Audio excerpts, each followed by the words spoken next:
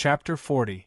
A horse carriage quickly came from the main road to the north of Banta City, quickly approaching Banta City. The window of the horse carriage was suddenly opened and a young girl with a round face poked her head out of the horse carriage.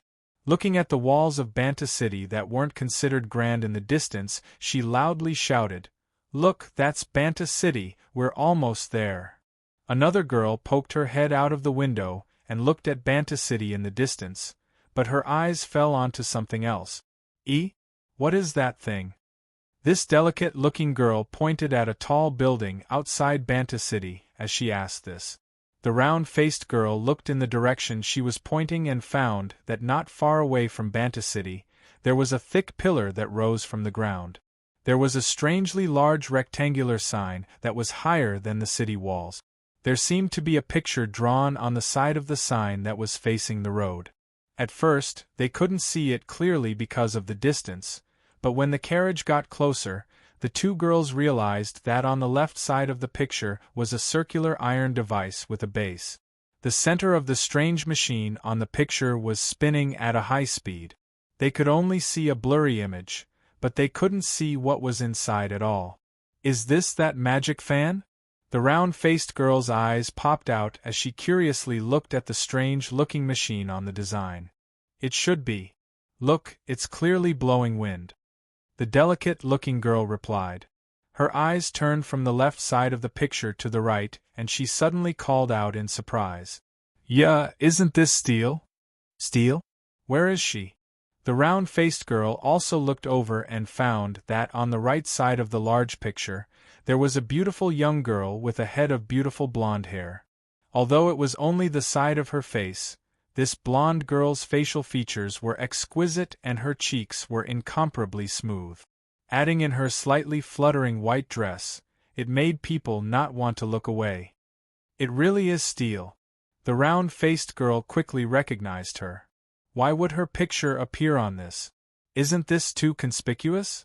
It should be related to the magic fan, the delicate-looking girl said in a thoughtful voice.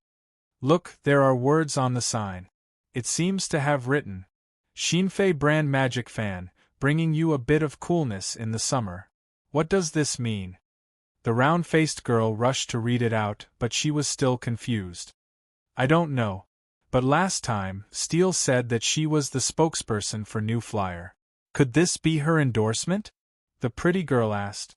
The round-faced girl tilted her head and thought for a while before shaking her head. "I don't understand. Forget it, I'll see her in a while anyway. I'll ask her then." "Well, it seems like that's the only way." The pretty girl nodded and asked the coachman in front of the carriage, "Uncle, can you send us directly to New Flyer?" The coachman was a middle-aged man in his 40s. He asked, "New Flyer? There are two places.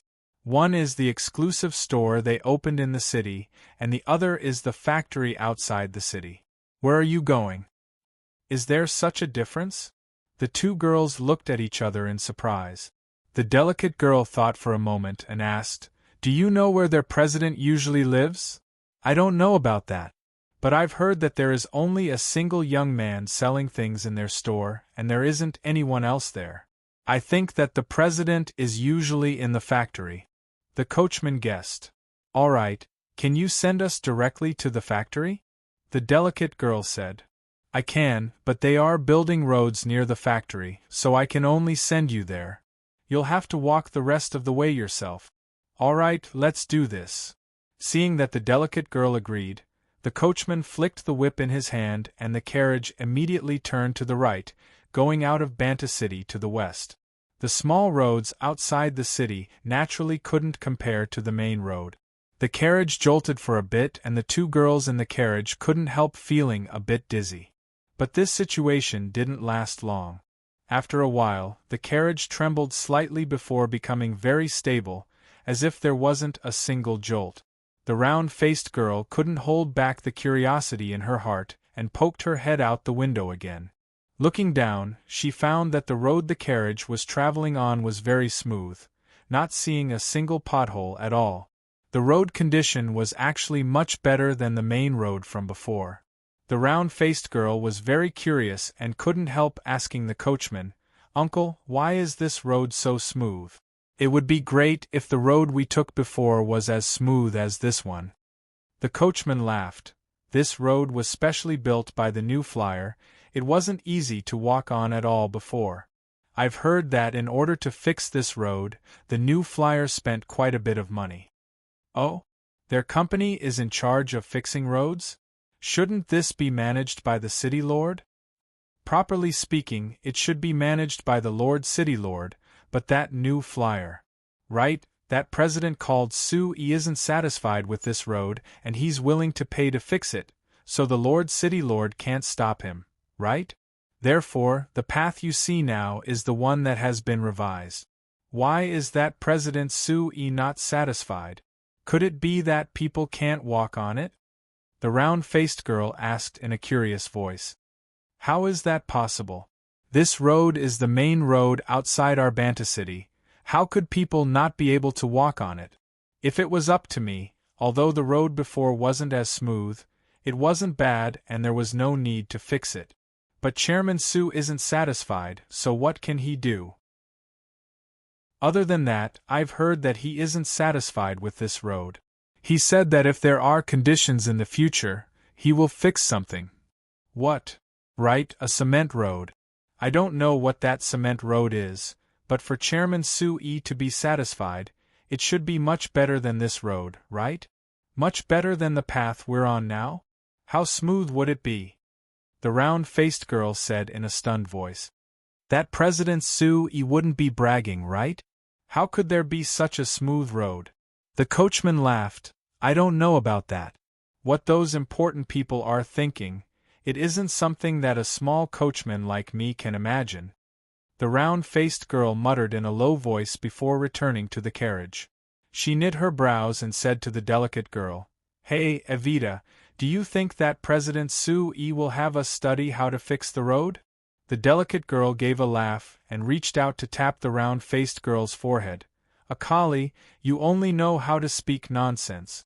We are all magicians. Even if we agreed to stay with President Sue, we should be studying magic arrays. How could it be related to fixing the road? The round-faced girl named Akali shook her head in a depressed manner. I don't know.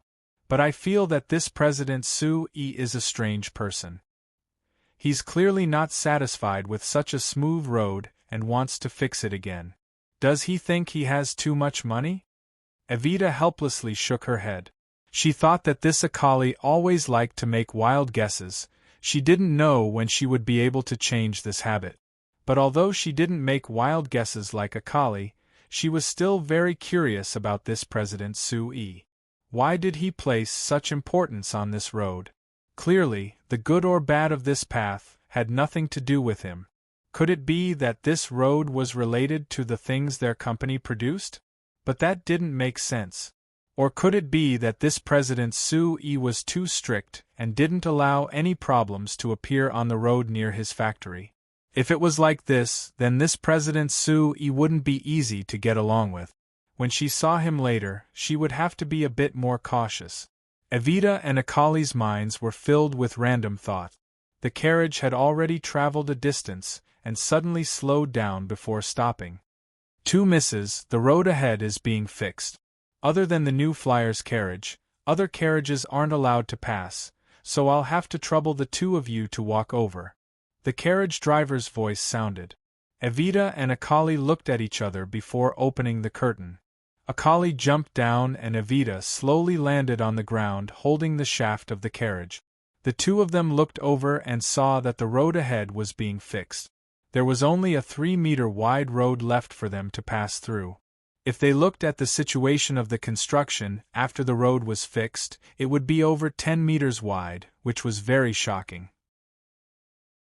It had to be known that in the Lampari Kingdom, the two main roads that connected the entire kingdom were only 10 meters wide.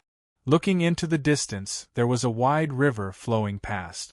On the side of the river, there was a large, empty space. There were several large buildings scattered around and people could be seen going in and out of those buildings from time to time. Whether it was those buildings or the construction site, it was a lively scene. It was as if they weren't affected by the heat at all. This was the first time the two girls had seen such a lively scene. They couldn't help looking at it for a while before remembering their goal this time. Akali rolled her eyes and walked to the side of the people fixing the road. She wanted to reach out her hand to ask a question, but she found that this person was covered in dust. She put down her hand and raised her voice to shout, "Hey, hello. Excuse me, is this the new flyer?" That person turned around and Akali jumped in fright. This person's face was also covered in dust, and there were a few gullies formed by his sweat, making him look quite fierce. But when he saw that it was a little girl in front of him, that person revealed a smile, and that fierceness disappeared in an instant. "That's right, this is the new flyer. Are you looking for someone?" That person's smile was very bright and his voice was very bright. It instantly dispelled the nervousness in Akali's heart. "Right, we're here to find Chairman Sui. Can I trouble you to help us report this? Just say that we were introduced by Steel," Akali said loudly. Hearing this, that person was clearly surprised.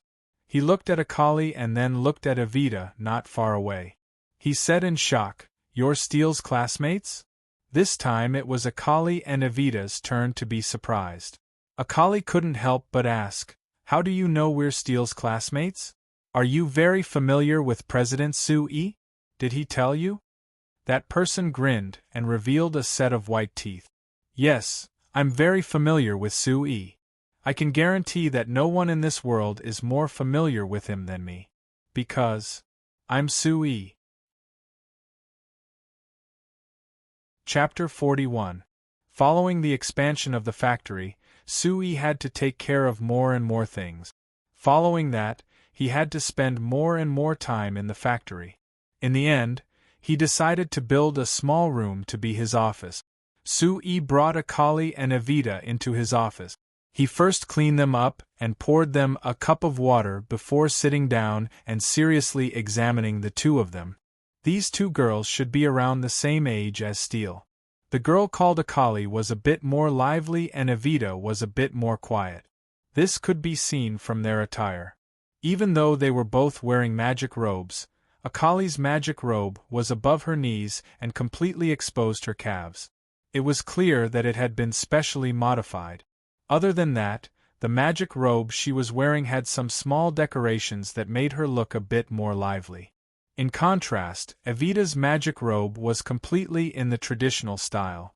It was normal and the bottom almost reached her heels without any other modifications. The only difference was that there was a small light blue flower pinned to her chest, showing that Evita was still a young girl.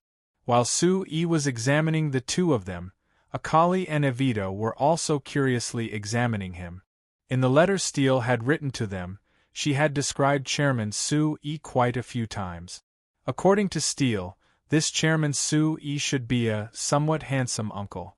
But when the two of them saw Sui for the first time, they only saw a guy covered in dirt. His face was so dirty that they couldn't even see his face clearly, so how could they see that he was handsome? But when Sui received them, he took the time to wash his face. After revealing his true appearance, the two of them agreed with Steel's evaluation. To be more accurate, it was the first half of the evaluation. This Chairman Sui was indeed quite handsome. His facial features were good, his eyebrows were high, his eyes were clear, and his nose was straight. But he was still very young and didn't look much older than them. How did he look like an uncle? Compared to Akali, who was focused on Sui's appearance, Evita's attention was more focused on Sui's movements. Evita always believed that a person's true personality came from their actions and actions. So from the first time she saw Sui, Evita had been observing him. She wanted to use these small actions to judge what kind of person Sui was. If he was really as good as Steel said, then she would consider working here. Otherwise, even if Steel pulled them over, she could only apologize. The result of her observation made Evita very satisfied. When they met for the first time, because Sui was covered in dust, he deliberately moved a bit away from the two of them to avoid dirtying them. Just this action made Evita have a bit of a good impression of him. After coming to this office, Sui wasn't in a rush to talk to the two of them. Instead, he went to another small room to clean himself. At the same time, he changed his clothes, showing his respect for the two of them. Afterwards, when he brought water to the two of them, Evita paid special attention to his fingers. She found that not only were his fingers long, his nails were also very neatly trimmed. Moreover, there wasn't a trace of excess exposed on the outside. The inside of his nails was also very clean. It could be seen that he was very careful when he cleaned himself. Because of this, Evita's evaluation of Sui increased by another 10%. Other than this, Evita was also observing Sui's various actions. When a person walked, bent, waved their arms, and even small actions when they spoke would often reveal their true personality. It was very hard to hide. And through Evita's observation, she could tell that Chairman Sui should be a careful and cautious person, but also a straightforward and generous person. No wonder he was able to successfully establish a company and develop it so quickly. Evita praised inwardly. Steele praises him so much because he has a lot of good points. The two of you, can I ask you a question first? Sui suddenly said. Feel free to ask, we'll answer all your questions. Akali said with a smile. Of course, if Sir Chairman asks something too personal, then don't blame us for going back on our words. Sui revealed a faint smile, thinking that this Akali really was lively. This question is a bit personal because I want to ask, since you graduated from the Lampuri Royal Academy like Steele, you should be considered rare magic geniuses in the kingdom, so why did you choose to work for me? No, Sir Chairman, are you mistaken? We just came to take a look, we didn't say that we would definitely work here. Akali quickly waved her hand as she spoke. Evita softly pushed Akali, indicating for her to restrain herself a bit. No matter what, they had been invited here this time. Whether it was travel expenses or accommodation expenses, they would all be paid for by New Flyer, so the other side had to be a bit more polite. Sui didn't mind at all as he laughed and continued, All right, then I'll change my words. Since you're here, you must be interested in the work here, right? What I want to ask now is, what kind of things should I show you to make the two of you stay? Isn't that simple? As long as you give us a salary of 30 gold coins a month, we will definitely stay without another word. Akali casually replied. Sui shook his head. I'm afraid I can't do anything about this. Steele is currently a researcher at the research facility and her salary is only 15 gold coins a month, so I can't give you double her salary. Chairman sir, don't listen to her nonsense. Evita couldn't help but interrupt. Evita couldn't help but speak up. Steele has already clearly stated your conditions in the letter. We came this time to see what kind of work you want us to do here. If the content of the job is suitable for us, then we should choose to stay. This time it was Akali who glared at Evita. This fellow, why was she acting so low? Wouldn't she be at the mercy of this chairman later? Work content? I have a few blueprints here. You can have a general understanding of the work after looking at them. Sui bent over to take out several blueprints from his desk and gave them to the two of them. Akali and Evita curiously took the blueprint. Looking over them, they found that there were some magic arrays on the blueprint, but it was different from the standard magic arrays they learned at Lampuri Academy. These magic arrays only had rough designs and there were some requirements on the side of the blueprint. For example, the blueprint Evita was looking at. It should have been a revolving wind array, but there were 3 requirements on the blueprint. The first requirement was that the revolving wind array had to reduce the speed of the whirlwind. The second requirement was that the array had to operate normally for at least 10 hours with the support of the magic crystal. The third requirement was that the whirlwind generated by the array had to maintain a stable speed. These 3 requirements seemed very simple, but when Evita carefully thought about it, she couldn't help knitting her brows. Changing a magic array wasn't a hard matter. Evita felt that she could do any one of these requirements, but when these 3 requirements were added together, she felt that it was very troublesome. Sir Chairman, does steel normally change magic arrays based on these requirements? Evita asked Sui. Pretty much. Of course, it's usually me who makes the requests and then we'll study how to change it together. Sui said. Look at these blueprints and see if there are any suggestions you can make? Evita and Akali looked at each other, thinking that this should be a test for them. The 2 of them didn't hesitate and asked Sui for a pen and paper before studying the blueprints. Seeing how focused the 2 of them were, Sui revealed a smile. He filled the cups in front of the 2 of them and then told them that he was leaving before leaving the office. He left the 2 of them alone in this quiet space to ponder. Outside the office, there was already a large building that had been erected on the empty ground. Other than the magic fan workshop that had been built first, there was another larger building that was made of stone. This was the magic machine workshop that the dwarven craftsmen normally worked in. When this workshop was first built, Heinz was very confused because he didn't have any concept of magic machines, so he didn't know what they were used for. But when Sui signed a contract with Chairman Farsak and sold him 5 magic machines, Heinz's attitude immediately changed. This was because, according to what Sui said, the cost of these 5 magic machines was only 27 gold coins, but he sold them to Chairman Farsak for 200 gold coins.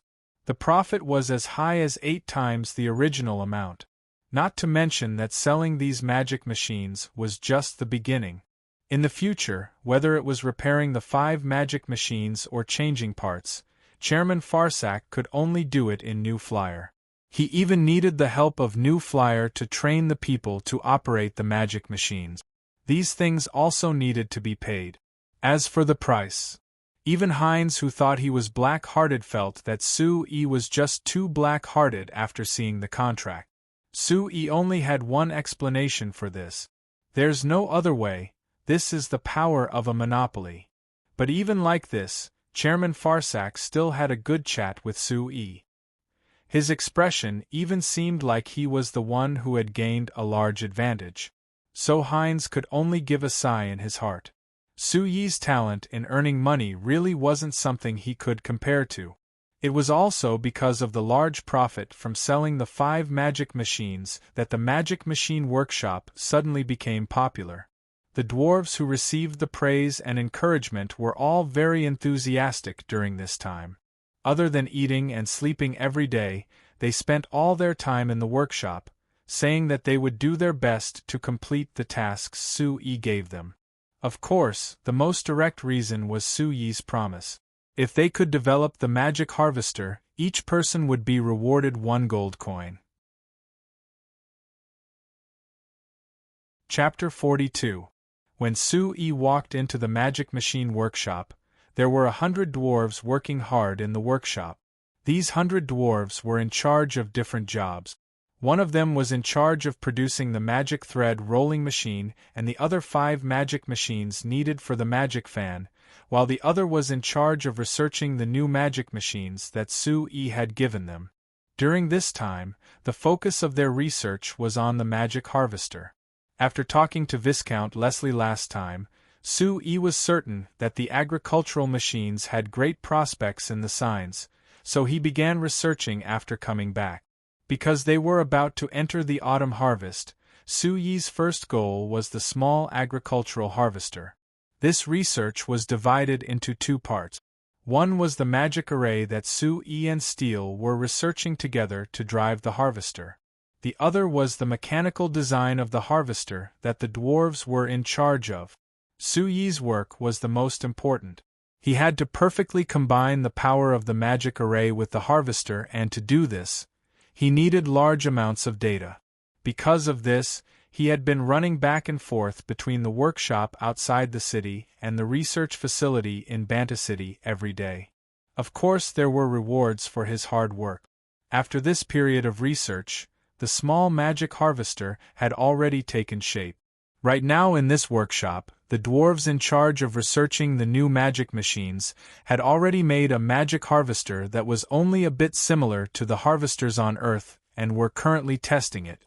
Seeing Sue-E come in, the dwarf Camby, who was appointed as the workshop manager by Sue-E, came over. "Hey, Sue." "Oh no, Chairman, you're here to see the situation with the magic harvester again?"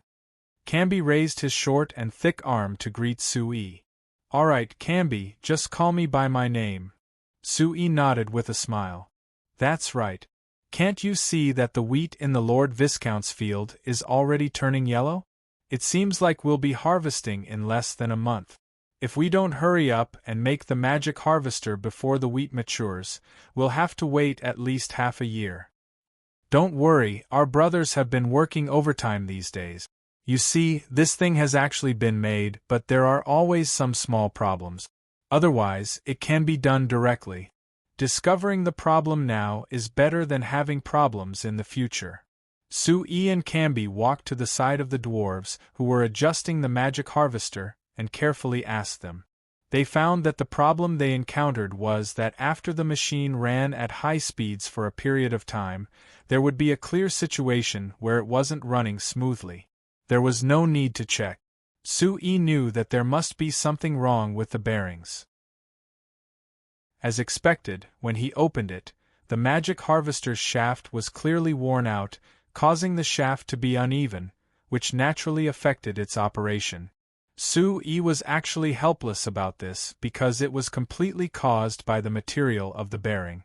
Because of the limitations of the iron smelting technology on the signs, there wasn't a steel alloy that was both resistant to wear and tension that was suitable for making bearings.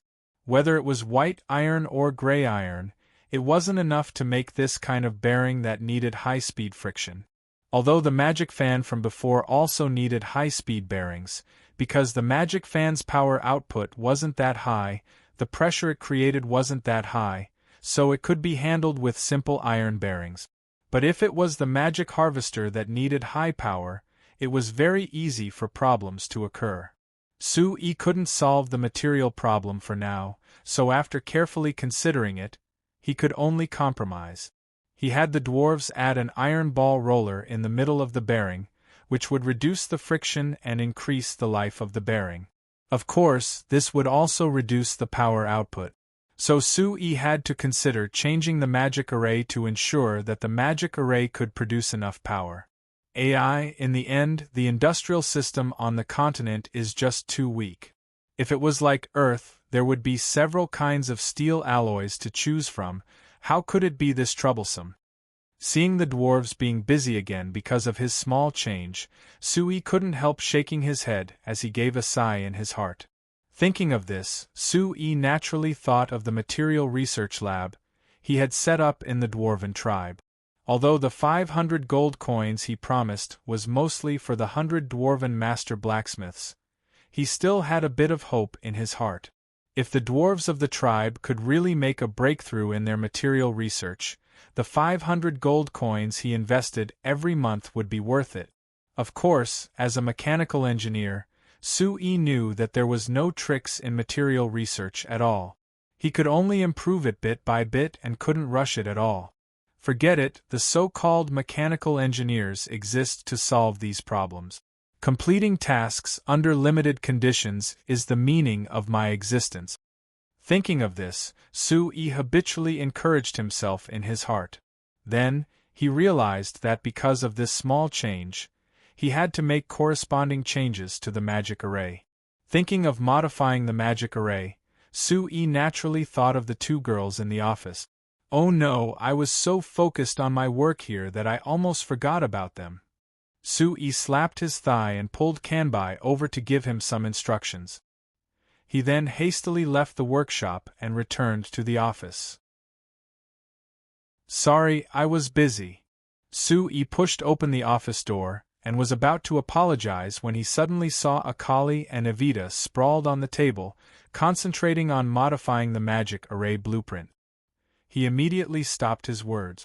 Until Sue-E stood at the door for a long while, Akali was probably tired and stretched herself. Then, she noticed Sue-E. Sir Chairman, when did you return? Akali asked in astonishment. Hearing Akali's words, Evita was startled and turned to look at Sui. Sui faintly smiled. It's been a while.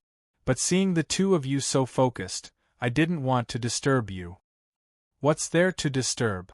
Akali knocked her head with her small fist and complained, Sir Chairman, the blueprints you gave us are really troublesome. Evita and I thought for half a day and couldn't even complete a single one. Do you think we're too stupid and can't even solve these problems?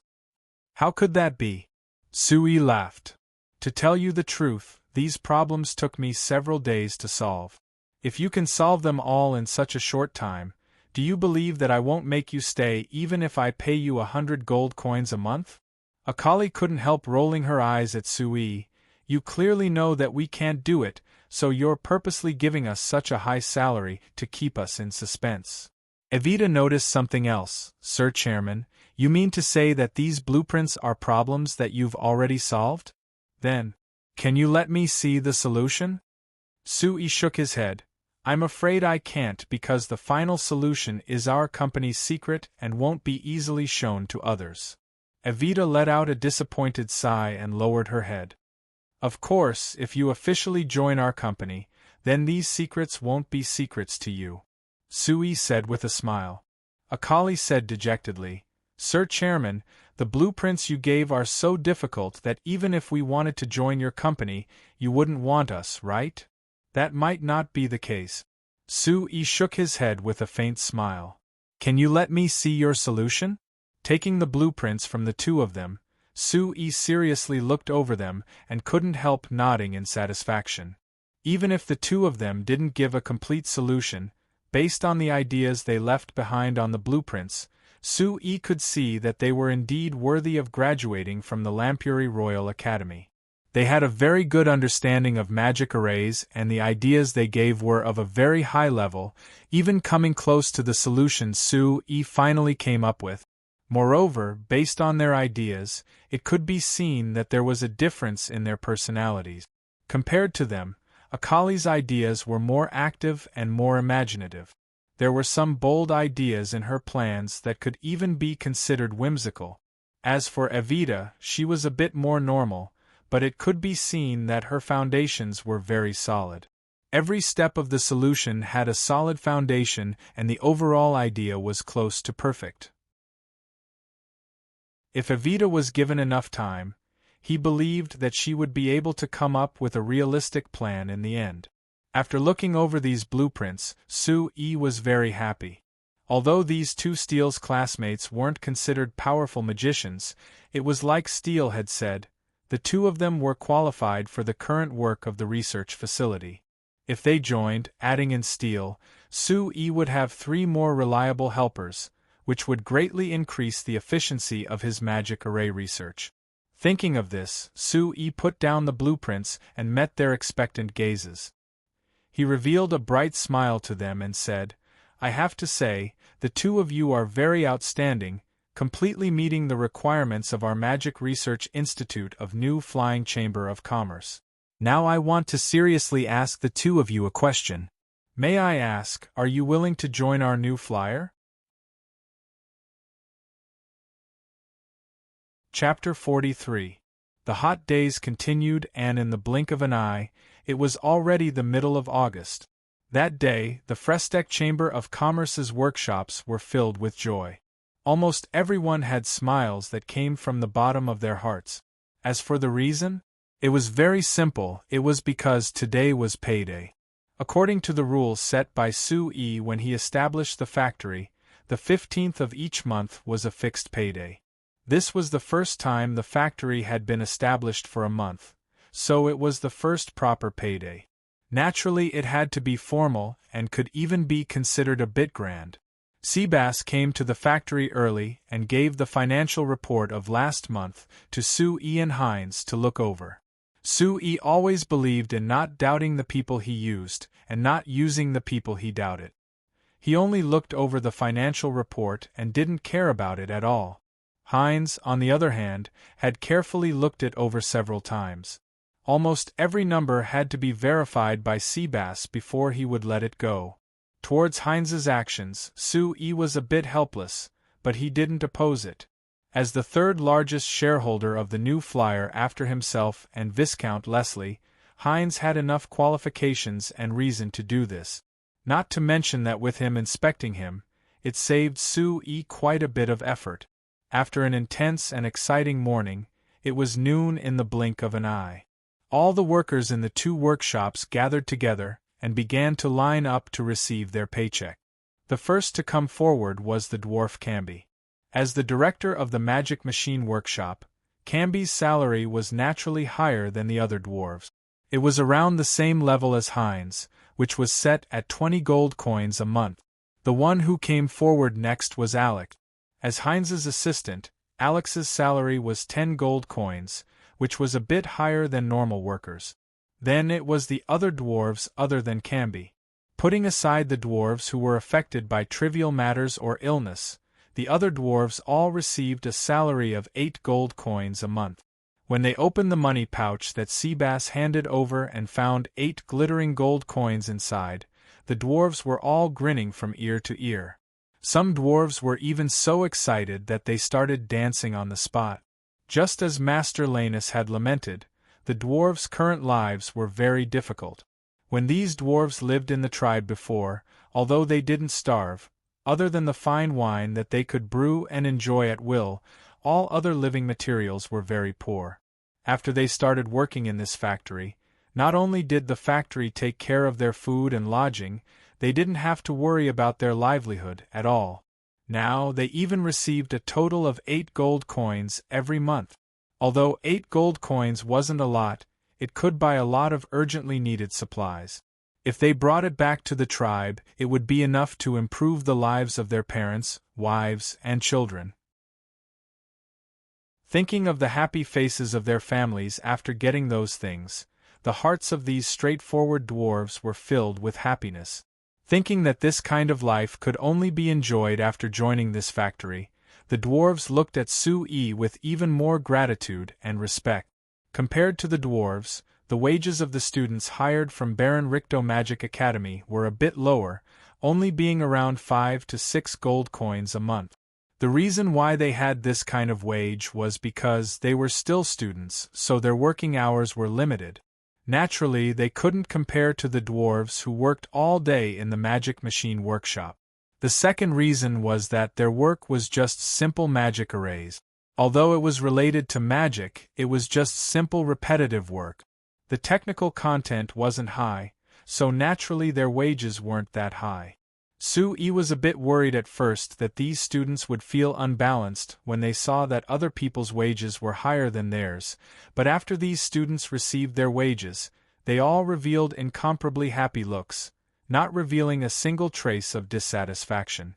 Even Orin, who came from a noble family, had a crooked smile on his face when he received his trivial 6 gold coins salary. It was like it wasn't 6 gold coins, but rather 600 gold coins.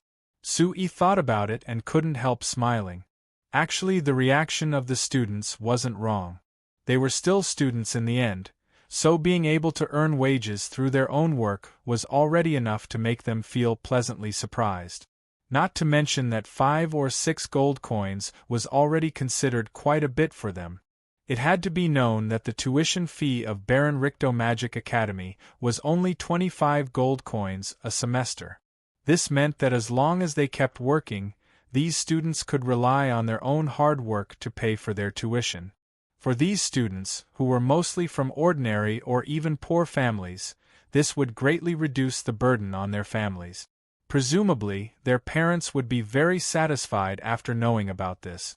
After giving out the wages to the students, there was still a group of workers who hadn't received their wages yet, which were the 100 slaves. But the wages of these 100 slaves had troubled Sue for a while. According to normal logic, since these slaves worked in the factory, they should be given wages. But slaves were slaves in the end. Even if Sue wasn't willing to accept this fact, he had to admit that slaves didn't have any status in the signs. In a normal situation, no one would agree to giving slaves wages. The more important reason was that these slaves were still in the hands of Viscount Leslie, so Sue was only borrowing them. Even if Sue gave them wages, it should be given to Viscount Leslie. As for whether Viscount Leslie was willing to give them wages, it would depend on whether he was happy or not. So Sue and Hines discussed this for a while in front of Seabass. In the end, they decided not to give the slaves any money and would give them benefits instead. Since it was still summer, Sue gave each slave a second-generation variable speed magic fan. Other than that, he gave each slave a Banta City tailor store coupon. With this coupon, these slaves could have a set of clothes made by Medigen's tailor store. The total price didn't exceed 1 gold coin. Other than this, there were some fruits and meat, as well as some daily necessities. With all the benefits added together, it was worth around 4 gold coins. According to Sue's thoughts, these slaves should have a monthly wage of at least 6 gold coins, so the benefits should be a bit higher. But this idea was stopped by Hines. No matter what, these slaves belonged to Viscount Leslie. If Sue gave them too many benefits, it was inevitable that Viscount Leslie would have some special thoughts. Even if it was just these benefits that Sue thought were very simple, it was actually a taboo matter. These slaves watched the dwarves and students receive their wages from the side. Although they were filled with envy, they knew that with their identities as slaves, it was impossible for them to receive a wage like them. So they just honestly watched and didn't say anything. Actually, they were already very satisfied with their current lives. Since they came to this factory, not only did they not receive any beatings, they could also enjoy 3 sumptuous meals and didn't even need to worry about being hungry. Although they had work to do each day, compared to the heavy work they did under Viscount Leslie, it was much easier. Not to mention that they only worked for a short 8 hours each day, there was no extra work for them other than that. Even last time when they were lacking manpower to repair the road, Sue had them help out and gave each slave an extra pound of meat as compensation. It could be said that the current life was something that these slaves had only dreamed of before. They never thought that there would be a day when they could live such a comfortable life. If possible, they really wanted Viscount Leslie to sell them to Sue. Following under this master's name was probably the best destination in every slave's heart. So when Seabass announced that the slaves could receive their benefits, the slaves were all stunned. Benefits? What was that? Was it for us? Only when Seabass raised his voice and called out a slave's name did the slaves confirm that they hadn't heard wrong. The slave that was called out came in front of Seabass in a trembling voice. Hines smiled as he placed a magic fan, a clothing voucher, and other benefits into his hand. That slave looked at the things in his hand in a daze for a while before he suddenly broke out in laughter. However, his eyes couldn't help tearing up as he sobbed. He didn't know what to say for a while. Seeing this scene, Sue couldn't help giving a soft sigh. This damn slavery system, it really should have been eliminated as soon as possible. After giving out the benefits of 100 slaves with great difficulty, Sue loudly announced that they would take the afternoon off, which instantly created another round of thunderous cheers. Now that they had their wages, whether it was the dwarves or the students, which one of them didn't want to go out and show off? Of course they couldn't wait any longer. Sue announcing the holiday at this time was simply aiming at their itch, instantly filling their hearts with prestige. Seeing the several dozen students rushing out while cheering, even Oren wasn't caught in the middle without a single exception, Sue couldn't help smiling. This situation reminded him of the days when he was in university, when he and his classmates in the dormitory would run wild outside the school. Looking back, the dwarves were also leaving in groups, leaving behind the slaves who didn't know what to do. Sue thought for a bit before pulling Hines to a corner. Hines, start recruiting workers. Chapter 44. Perhaps it was because the gods had finally received their wages, but right after noon, a torrential rain that hadn't arrived for a long time came crashing down. The pinky-sized raindrops not only hurt when they fell on their bodies, they also made muffled thumping sounds when they fell onto the thick wooden roof. This is the first time it's raining this much, will it leak? Sui looked up and knit his brows as he looked at the roof with a worried look. It might leak a bit, but it shouldn't be a big problem. Heinz on the side replied without thinking. The outside was already completely dark because of the sudden torrential rain, and one couldn't see anything more than 10 meters away from the window. In this workshop, the workers had already left and there was only Sui, Heinz, Seabass, and Camby left, making it seem incomparably empty and quiet. The sound of the giant raindrops hitting the roof reverberated through the workshop, just like the sound of a drum. No, leaking rain is a big problem. Sui shook his head. Heinz, the machines we make here are all precision machines. If they are caught in the rain, they will rust if light and the magic array inside will be damaged if heavy, causing the entire machine to break. So we have to pay attention to this problem. Heinz helplessly looked up. It can't be that bad, right? These are all iron fellows, there isn't a problem if they get caught in the rain. The dwarf Camby also looked at Sui with a confused look, not understanding why he was making such a big fuss over a minor issue. As the authoritative dwarf master blacksmith, Camby had made more iron weapons than Sui in his life, so he didn't think that those black iron fellows would die because of a bit of rain. Only Seabass was the same as usual, not having any changes in his expression. Sui was also very helpless. Not to mention stainless steel, there wasn't even any real steel in this world. As for the rust prevention technology, it was incomparably simple, causing the lifespan of many iron weapons to be greatly reduced. Looking back at the finished magic fans in the corner of the workshop, Sui shook his head. There was no other way, he was only a mechanical engineer. Although he had some understanding of materials, he wasn't that proficient, so he couldn't take out the complete formula for plastic. Otherwise, if he could make the outer shell of the magic fan with plastic, not only would it prevent rust, it would also greatly reduce the weight of the magic fan. It would also make it more beautiful, and the most important thing was that it would greatly reduce the cost. When the time came, the profits would be even higher. It was a good thing that when designing these magic machines, Sui had already considered the problem of waterproofing. He had made the core components waterproof, so it wouldn't be that easy to damage them. Moreover, magic arrays were created using special magic materials. Once a magic array was created, unless the materials attached to the magic array were destroyed, the magic array itself would be very difficult to destroy. Hence, there was no need to worry too much about this. Even if we don't talk about these products, these workshops still need to be renovated in the future. Otherwise, once the rain leaks seriously, even the workers' production will be greatly affected. Sui still insisted on his opinion. Heinz, arrange it as soon as possible. Seeing that Sui insisted, Heinz could only agree with a nod. All right, let's put this problem aside for now. Where were we just now? Sui then said. As the main managers of the company, the four of them had stayed behind after the workers left to hold a meeting. Other than summarizing the company's operations from last month, they were also planning the company's future development and work arrangements.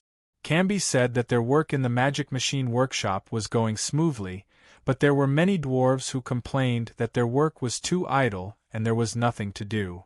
Heinz replied, "That's right, there were many brothers who said that they didn't do much work and received that much money each month, so it was quite embarrassing."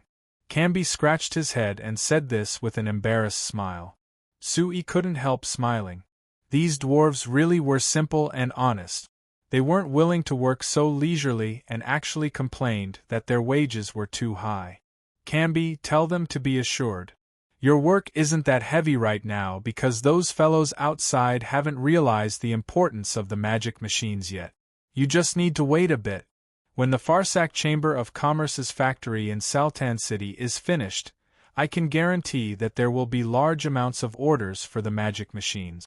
When the time comes, don't blame them for being too busy with work. Camby revealed a grin and waved his hand in an uncaring manner. How could that be? We dwarves are the ones who can endure hardship the most. As long as there's wine to drink, there's no problem doing as much work as we want. Speaking of drinking, Camby, although I know that you dwarves love wine, it's best not to drink when you're working. This is because the magic machines you make need high precision and a single mistake can cause a large problem, so you have to stay awake when you're working. Our new flyer is still a small company, so we have to pay attention to the quality of our products during our development. Camby nodded. All right, I'll give them a warning later.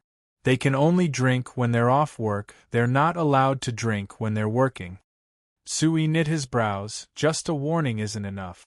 How about this, we'll set a system. If they're found to be drinking during work, they'll be fined 50 silver coins for the first time, 2 gold coins for the second time, and a month's salary will be deducted for the third time. Isn't this too serious? Camby said in a stunned voice. Chairman, those brothers are all addicted to wine. I'm afraid that once this rule is set, a bunch of them won't be able to get their salaries. I know that you're addicted to wine, so I'm setting this strict requirement. Sui said with a serious look. No matter what, the quality of the products is the most important. If there's a problem with the products because of personal reasons, then they should be punished for it. Seeing how serious Sui was, Camby could only helplessly lower his head. All right, I'll make it clear to them. Of course, this rule isn't just for the Dwarven brothers. Heinz, this rule is also valid for the Magic Fan Workshop. Heinz of course knew that Sui was doing this for the sake of balance, so he immediately agreed. Camby, you don't need to be so dejected. Other than the punishment, there are also rewards. Go and tell the Dwarven brothers that as long as they complete their tasks well, I can use the company's name to place a large order with the Sachi Manor. If they want to drink wine in the future, they can just apply to the company based on their achievements. Camby's eyes immediately lit up. Is this true? Would I joke at this time? The dejected look on Camby's face disappeared as he broke out in laughter. Good, this is good. I dare guarantee that once the brothers hear that they can drink wine from the Sachi Manor, they will be filled with energy. That's good. Sui nodded with a faint smile before turning to Heinz to say, All right, now that we've finished talking about the Magic Machine Workshop, it's time to talk about the Magic Fan Workshop. Heinz stuck out his chest and proudly said, There's no need to worry about our Magic Fan Workshop. Those slave workers are very obedient, they definitely won't cause any trouble. Camby immediately glared at Heinz. This was clearly pointing at the mulberry tree and cursing the locust tree. Sui waved his hand with a bitter smile. Although the dwarves had been working here for a month, there was still a gap between them and humans because of their race. Only this gap would take a long time to disappear, so it couldn't be rushed. No, Heinz, the problem with the Magic Machine Workshop isn't with the workers, rather it's with the production. Heinz was stunned. There's no problem with the production, everything is going very smoothly. My meaning isn't whether the production is going smoothly or not, rather have you thought of a very important problem. That is that the production of the magic fans might be stopped? Ah! Heinz was shocked and stood up abruptly. Stop production? Why stop production? The magic fans are selling this well, why stop production? Camby and Seabass on the side also looked at Sui with confused looks. Just the second-generation variable speed magic fan had been produced for less than half a month and had already sold over 6,000 units, bringing a large profit of over 5,000 gold coins to the company. Why was it that with such good sales, Sui suddenly said that they would stop production? Sui pointed out the window, because summer is about to pass. The three of them instantly understood. That's right, it was already the middle of August and summer was about to pass. The hot weather wouldn't last for more than a month. Once the weather was no longer hot, people's desire to buy magic fans would greatly decrease, even approaching zero. At that time, no one would buy magic fans, so naturally there would be no need to continue producing them. As soon as he realized this, Heinz immediately panicked. Then what do we do? Sue, the magic fan is our most profitable thing right now. If we stop production, what will we rely on to earn money? Quickly think of a way, otherwise we can't just wait until next summer to start production, right? But next summer, there will be all kinds of magic fans that will appear, and we won't be able to sell as well as we did at that time. Camby pulled Heinz back. What are you anxious for? Since the chairman has raised this problem, it means that he already has a solution. You just need to listen. Heinz shook off Camby and angrily said, Of course you're not anxious. Your magic machine workshop always has work to do, what about us?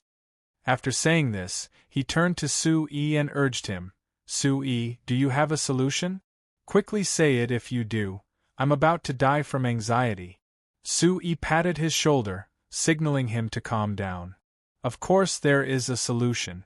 Since we can't produce magic fans, we can change to a product that isn't affected by the seasons. Hearing that there was hope, Heinz's eyes immediately lit up. What product? Sue laughed and took out a blueprint from his chest. Here, it's this. Chapter 45. It was already afternoon after the meeting with Heinz and the others. The rain was a bit lighter compared to before, and there was a bit of light in the sky that was covered in dark clouds. Sue hesitated a bit, but he still braved the rain to return to Banta City. His first destination wasn't home, rather he came to a small building in the west of Banta City. This was where the Magic Research Institute of New Flying Chamber of Commerce was located. Actually, according to Sue Yi's original plan, this Academy of Magic should be together with the factory. This would make it easier for the Research Institute and the factory to communicate with each other. But after considering the special situation of the signs, magicians always thought highly of themselves.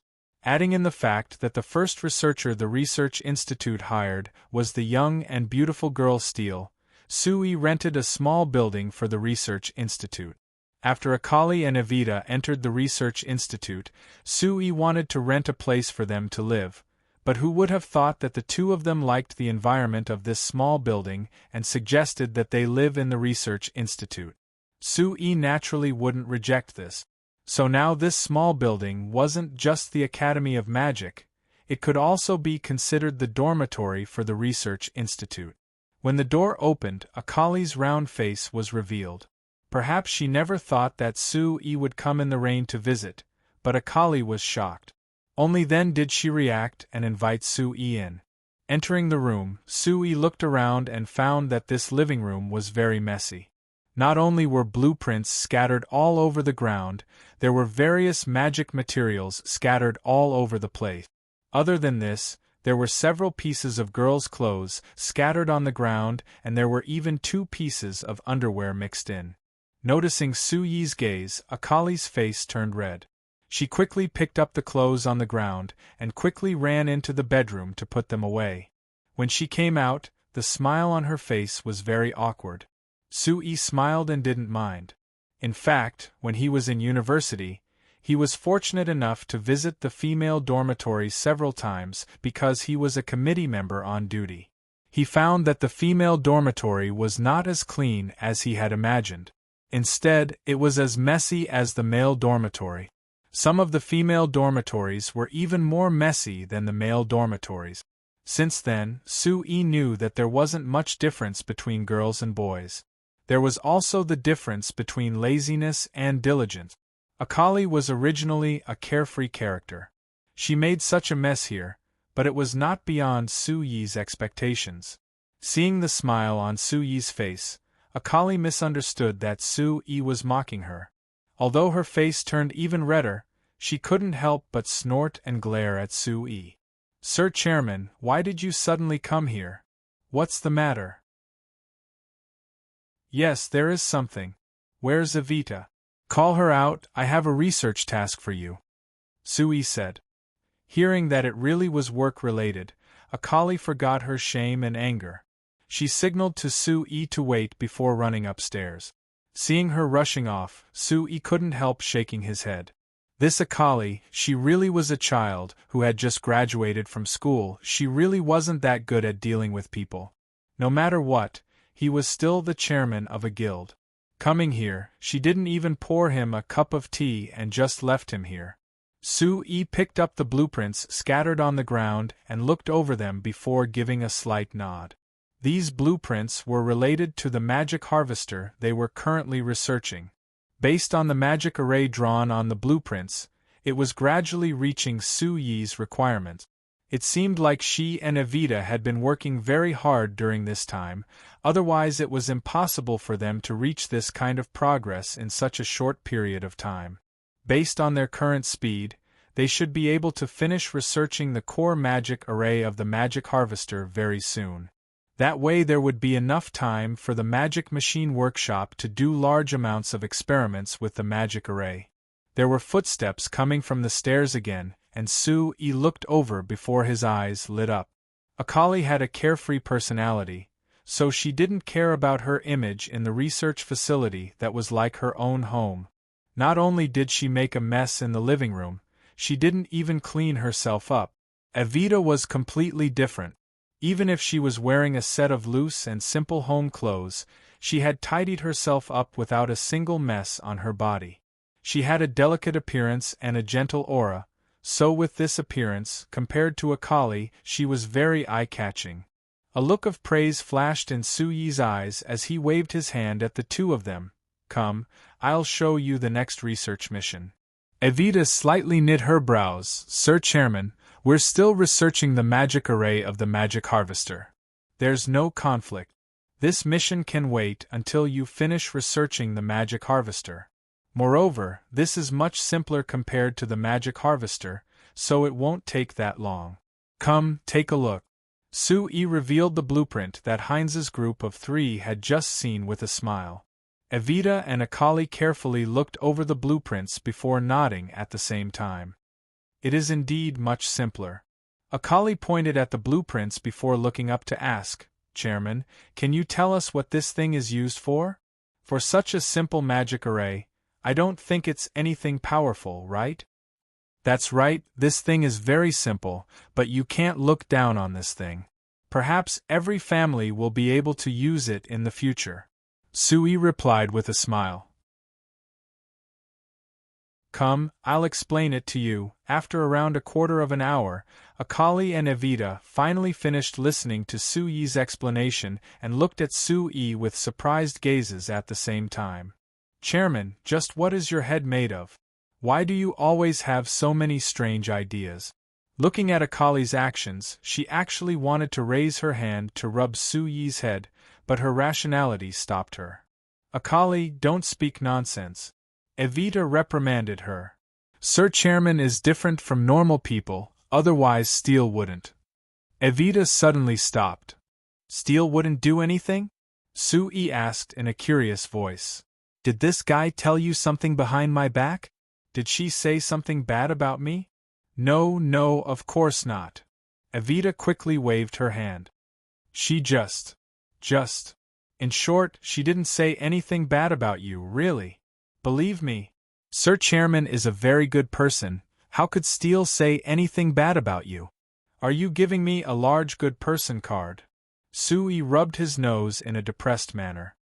Forget it, it doesn't matter what she says. You should focus on your research and try to finish this thing as soon as possible. According to the plan, I'm planning to start producing this product at the beginning of next month. Do you think you can finish researching it before then? Beginning of next month? That's half a month. Akali tilted her head to think. There shouldn't be a problem. We only need a week to finish the magic array for the magic harvester. This thing is this simple, I think it'll be finished in a week. Evita also gave a slight nod. I also feel there shouldn't be a problem. Good, then I can be assured. Sue-yi stood up and looked around before asking, Right, how have you been here during this time? Do you lack anything? If you need anything, just tell me. If there's anything you can't tell me, you can tell Steele and have her help you take care of it. We're not lacking anything, we've been living quite well here. Evita waved her hand and looked out the window before asking Sui, Sir Chairman, are you prepared to leave? It's still raining quite heavily outside. How about you wait here for a bit? You can also study some problems with us. We've met quite a few problems over the past few days, but they aren't related to magic arrays. It should be like what you said before, it's related to mechanical principles. We don't understand this too well, so if you can explain it to us, I think it'll be better for us to study these things in the future. Right, there are indeed many things that feel strange. Akali also said. For example, the wild wind array on the magic harvester, why does it have to be so small? This will make the power of the wind much weaker. Also, why does this array have to guarantee that the speed of the wind can't be low? This is very hard to control since wind magic is known for being unstable. Although the method you used for the revolving wind array in the magic fan is quite good, I feel that perhaps you can change it like this. Seeing the two of them with curious looks, Sui thought about it before nodding. Alright, I'll use this chance to explain some basic problems that I considered when designing these magic machines. That way when you study magic arrays in the future, you can consider these problems and it'll be more convenient for you to study them. First, I'll tell you what a magic machine is. The so-called magic machines, the meaning of magic is not the magic magicians have, but rather the meaning of magic power. To put it more directly, it's using magic power as a source of power. The core of a magic machine is driven by the magic of a magic array, so the magic array is the core of the magic machine. As for the machines, whether it is the magic fan or the machine tools, they can all be called machines. The so-called magic machines, the most important thing is how to combine the magic power with the machine itself, allowing the magic power to perfectly drive the machine and complete the set work. As for this, it involves some mechanical knowledge. Let me start with the relatively simple magic fan.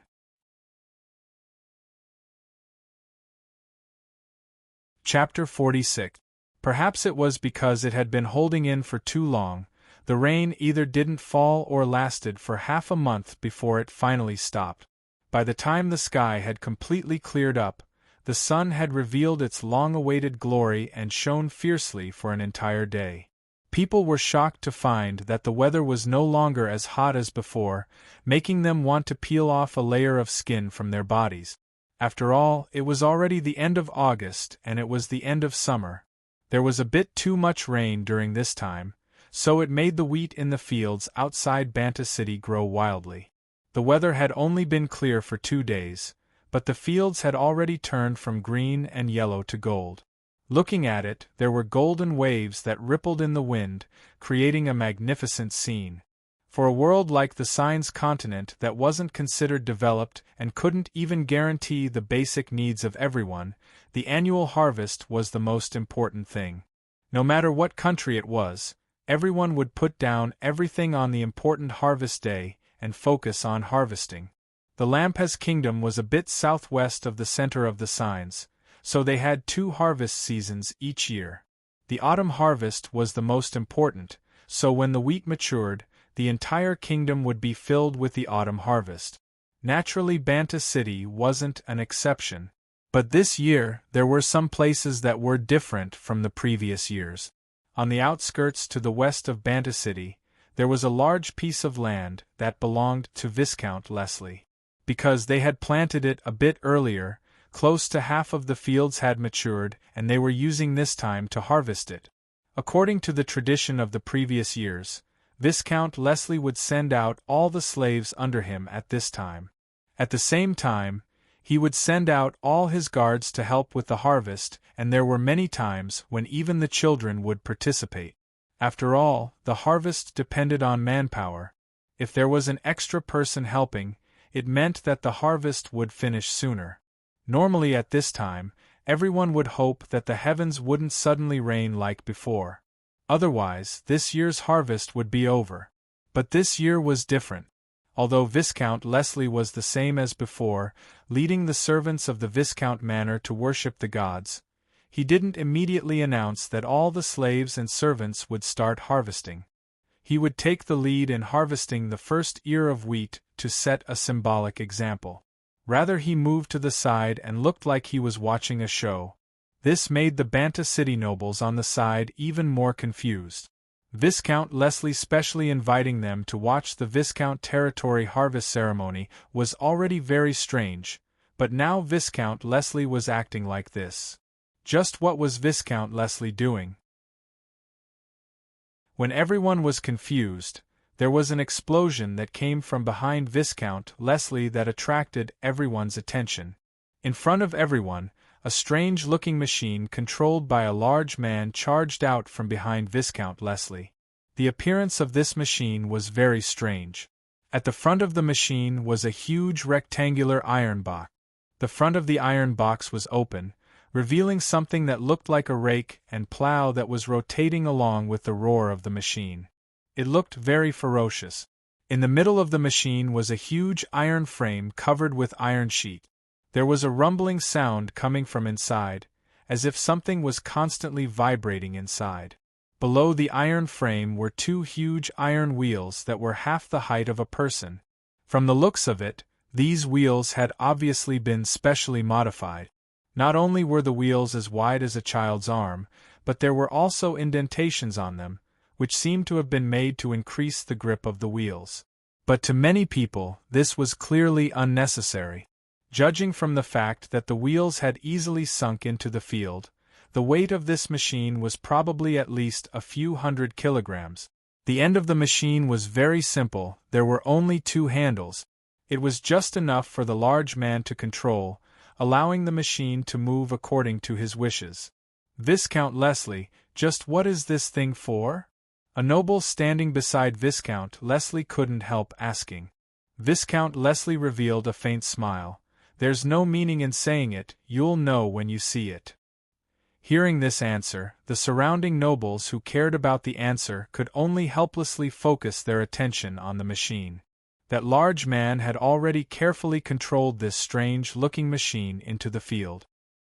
He turned back to look at Viscount Leslie, and seeing Viscount Leslie give him a nod, he took out a piece of white cloth from his pocket to cover his mouth and nose. Then he placed a cloth bag that should be used to hold grain in the back of the machine and pressed a switch on the handle. The machine gave another roar as it slowly moved into the wheat field. The surrounding nobles were all shocked. This machine looked this fierce. If it charged in like this, wouldn't it flatten all the wheat that had finally matured? Even if Viscount Leslie's territory was big enough, he could only grow this much wheat. Wasting it for no reason, he definitely wouldn't do it. In front of everyone's surprised gazes, the iron box at the front of the machine had already rolled in the wheat field's outermost row. The high-speed iron plow easily swallowed the wheat without any hesitation, directly disappearing into the machine. Strange rumbling sounds came from the huge box of the machine. Not long after, a few sharp-eyed nobles noticed that something seemed to be spurting out from the opening at the back of the machine, filling the originally empty cloth bag a little more tightly. As the machine kept moving in the wheat field, the opening in the back kept spraying out something, and the cloth bag was filled bit by bit. When the machine under the large man's control went around the wheat field twice, the cloth bag was filled to the brim and the large man stopped the machine. Viscount Leslie waved his hand and two slaves came from behind him. They took the cloth bag off the machine and replaced it with a new one. The large man continued to control the machine to harvest wheat in the field, and the two slaves brought the cloth bag filled with wheat in front of Viscount Leslie. Without waiting for Viscount Leslie's signal, the nobles on the side had already surrounded them. A noble poked his head in to take a look and immediately called out in surprise. He reached his hand into the cloth bag and suddenly grabbed a hand full of dark red wheat grains. Seeing this scene, the surrounding nobles couldn't take it anymore. They all reached their hands in and without any accidents, they all grabbed a handful of wheat grain. Seeing the wheat grains in their hands that didn't have any husks, the nobles simply didn't dare believe their eyes. How is this possible? It was clearly the wheat stalks in the field. How did it suddenly turn into wheat grains? A noble slowly said to himself. That's right, how did this happen? Viscount Leslie, you wouldn't have already prepared a bag of wheat to trick us, right? Another noble clearly didn't dare believe it. Viscount Leslie was too lazy to explain to them as he pointed at the machine harvesting the wheat field. Everyone looked over and saw that the machine had already filled the cloth bag they had just swapped in. When the two slaves brought the cloth bag over, everyone looked over and found that the cloth bag was indeed filled with wheat grains. Actually, if one said that Viscount Leslie was tricking them, no one would believe it. First, Viscount Leslie didn't need to do this. Second, the nobles here all had some understanding of farmland, so naturally they knew that the wheat in the two cloth bags was fresh wheat that had just been harvested. It was impossible for Viscount Leslie to trick them with old wheat. But, just how did this happen? The wheat was clearly growing in the field, but after being swallowed by that strange-looking machine, it turned into wheat grains after being spat out? I say, Viscount Leslie, this wouldn't be magic, right? A noble couldn't help saying. Viscount Leslie laughed. You're right, this really is related to magic. But it isn't right to say that it's all magic. Have you ever heard of such convenient magic? Everyone shook their heads. All right, I'll tell you. This thing is called the magic harvester and it's used to harvest wheat. How about it? Now that you've seen it, do you have any thoughts? Viscount Leslie looked at everyone around him with an interested gaze. Everyone looked at each other before a noble's eyes turned. He came in front of Viscount Leslie and asked with a smile, Viscount Leslie, we're all old friends. Tell me, do you have more of this machine? Can you lend me two to use? Hearing this person say this, the surrounding nobles immediately reacted. That's right, lend it to me as well. It's time to harvest the wheat on my territory. Your machine is this amazing, it's simply too easy to use. That's right, we're all old friends, can you lend it to me as well? What do you mean borrow?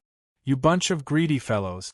Viscount Leslie, I don't need to lend it to you. If you have more, just give me a price and sell me two of them. Right, you can also sell it to me. With this thing, it'll be much easier to harvest wheat. Based on this speed, it'll only take an hour to harvest this large piece of land, right? I don't think it'll even take an hour. There's no need to say, this thing is just too easy to use. Viscount Leslie, if you have more, just give me a price and I'll buy as many as you have.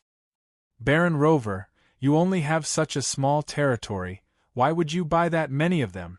Then again, this machine is this amazing, I don't think there will be many of them. Viscount Leslie, you have to sell them to me first. Don't forget, during the spring harvest, I lent you 100 slaves to help you.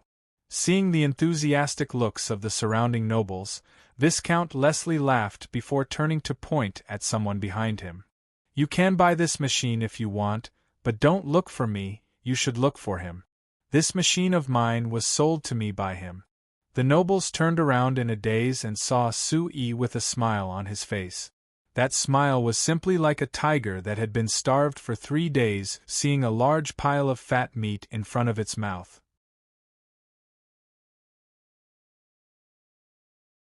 Chapter 47. Hey, Camby, didn't you complain that you didn't have work to do? Let me tell you some good news. You have work now and it's a large amount of work. Sui smiled as he forcefully patted Camby's shoulder, but because dwarves had thick skin and flesh, his hand hurt from the vibration. What work? Is it the magic harvester? Camby's eyes lit up as he immediately asked this. Sui raised the stack of orders in his hand and said with a laugh, That's right, it's the magic harvester. An entire 17 of them, and they have to be made in a week. What do you think? Camby had a happy look on his face, but it instantly collapsed after hearing this number. 17? And in a week? Camby shook his head with a bitter look. Isn't this too exaggerated? Even if we work at full speed, we can't make a single one in a day. Hey, I don't care about that.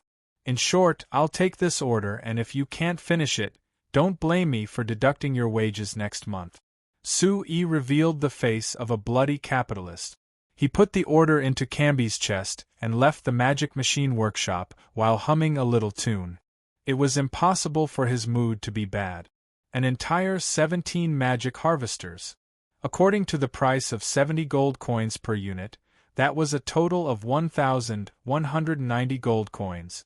According to Seabass cost calculations, the cost of each magic harvester was less than 10 gold coins. This meant that for each magic harvester sold, New Flyer earned a total of 60 gold coins. This was equal to a profit of 600%. It couldn't even be described as a large profit. At first Su-yi was prepared to set the price of 50 gold coins, according to Viscount Leslie, but Viscount Leslie suggested that Su-yi raise the price a bit. He dared to guarantee that it would still sell. Facts proved that Viscount Leslie's suggestion was very correct. After personally witnessing the wonders of the magic harvester, there were over 20 nobles who wanted to buy the magic harvester.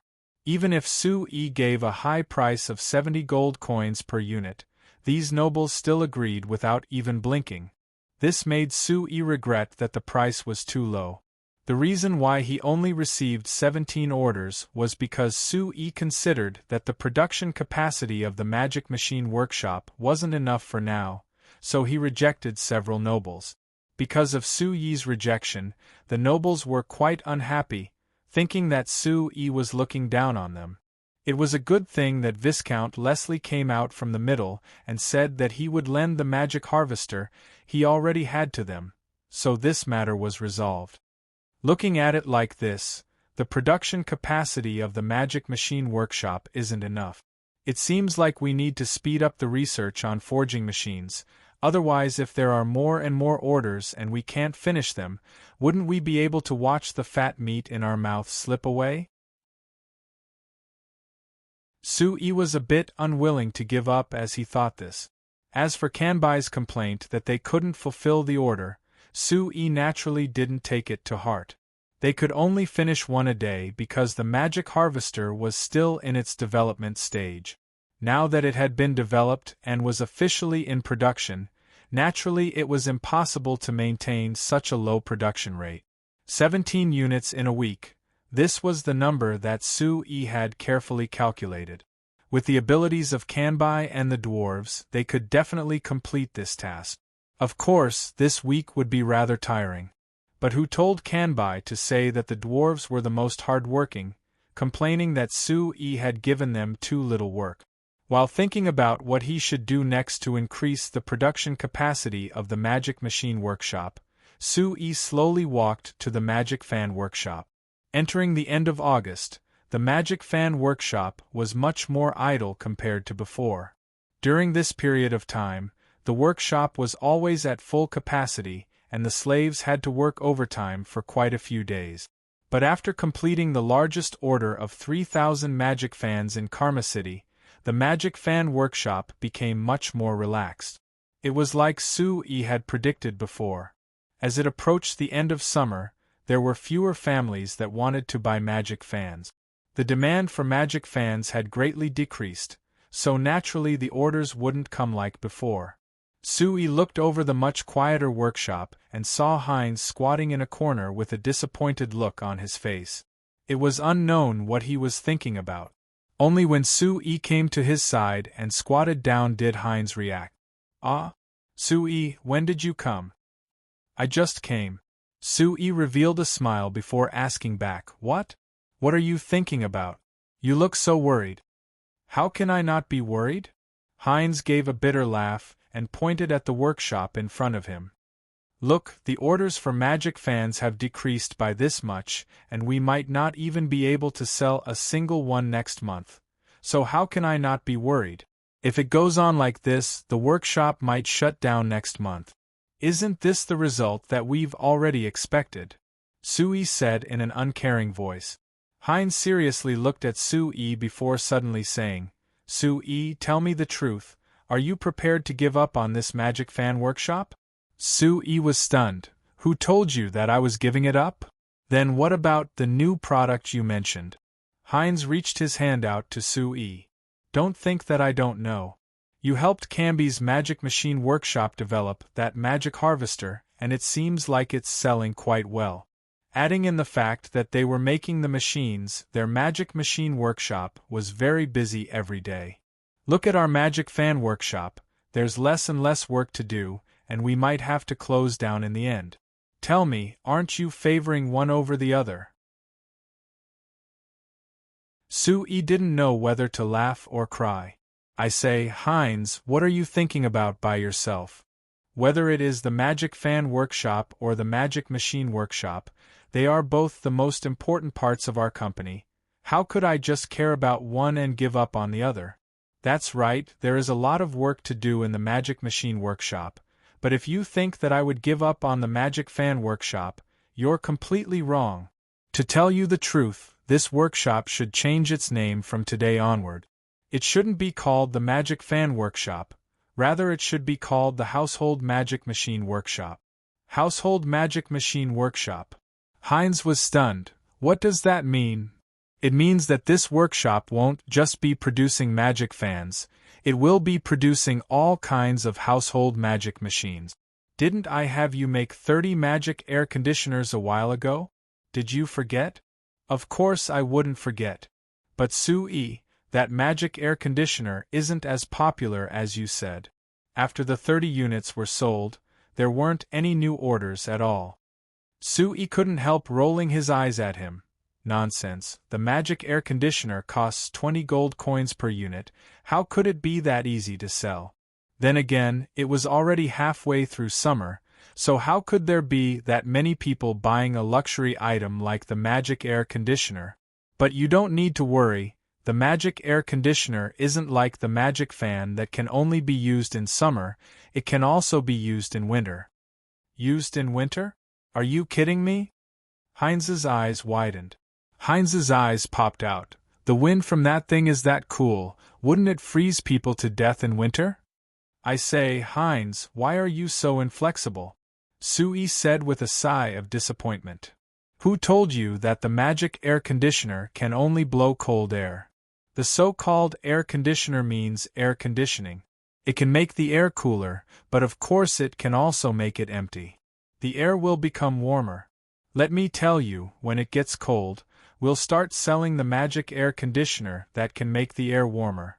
I'm certain that it will sell well at that time. Heinz's eyes lit up. Is what you said true? There's really a way to make the air warmer? When have I ever lied to you? That's great. If it's like this, we'll earn a large amount when the time comes. Heinz excitedly stood up. Sui gave a helpless sigh. No matter how he tried to instill his business philosophy into Heinz, Heinz had always been this small. It seemed like he was at most suited to be a factory manager and couldn't develop any further. This was something that couldn't be helped. A person's knowledge was related to their environment. Before meeting Sui, Heinz was just a small general store owner, so how could he have any knowledge? After Heinz was excited for a bit, he suddenly thought of something and became depressed again. But Sui, summer is over and there are still several months until winter. What do we do during this time? Sui looked at him. Did you forget what I told you last time? Let me tell you a piece of good news. Steele and the others have almost finished researching the core magic array. Now I just need to spend some time to combine the magic array with the mechanical blueprint, and after a few tests, we can officially start production. If we move fast enough, we can finish it in less than 20 days. Really? That's great. Hearing that the workshop wouldn't stop working, Heinz let out a sigh of relief and calmed down. Seeing his worried appearance, Sui gave another helpless sigh. This time he wasn't sighing for Heinz. Rather he was sighing for Heinz's backwards industrial system. The electric fans of the previous world didn't have no work to do after summer. Now that no one was buying them, they could just store them and sell them next summer. Moreover, it was very easy to change the production line. The powerful industrial system of the previous world could guarantee that the electric fan factory could change the production line to make other products, so they wouldn't be stuck on the electric fan tree. But in signs, because of the material, if the magic fan was delayed for a year, there would be a large pile of waste products next summer. Moreover, all the machines and workers in the magic fan workshop were specially made for the magic fan. If they wanted to change the production line, they had to redesign the machines and train the workers. This also meant that in the next 20 days, Sui had to keep working. Hey, establishing a complete industrial system, it really is easy to say, but it's harder than ascending to the heavens. Thinking of this, Sui couldn't help giving a bitter laugh. Oh no, if it's about ascending to the heavens, it isn't hard in a world filled with magicians. Chapter 48.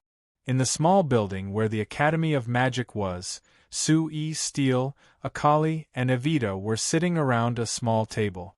4 pairs of eyes were staring at a cylindrical object on the table without blinking. Traces of white mist floated out from the top of the cylindrical object. It rose up and floated onto the 4 people's faces, condensing into small droplets of water on their hair. However, the 4 of them didn't care as they continued to stare at the cylindrical object, as if there was something special about the black metal object that attracted them.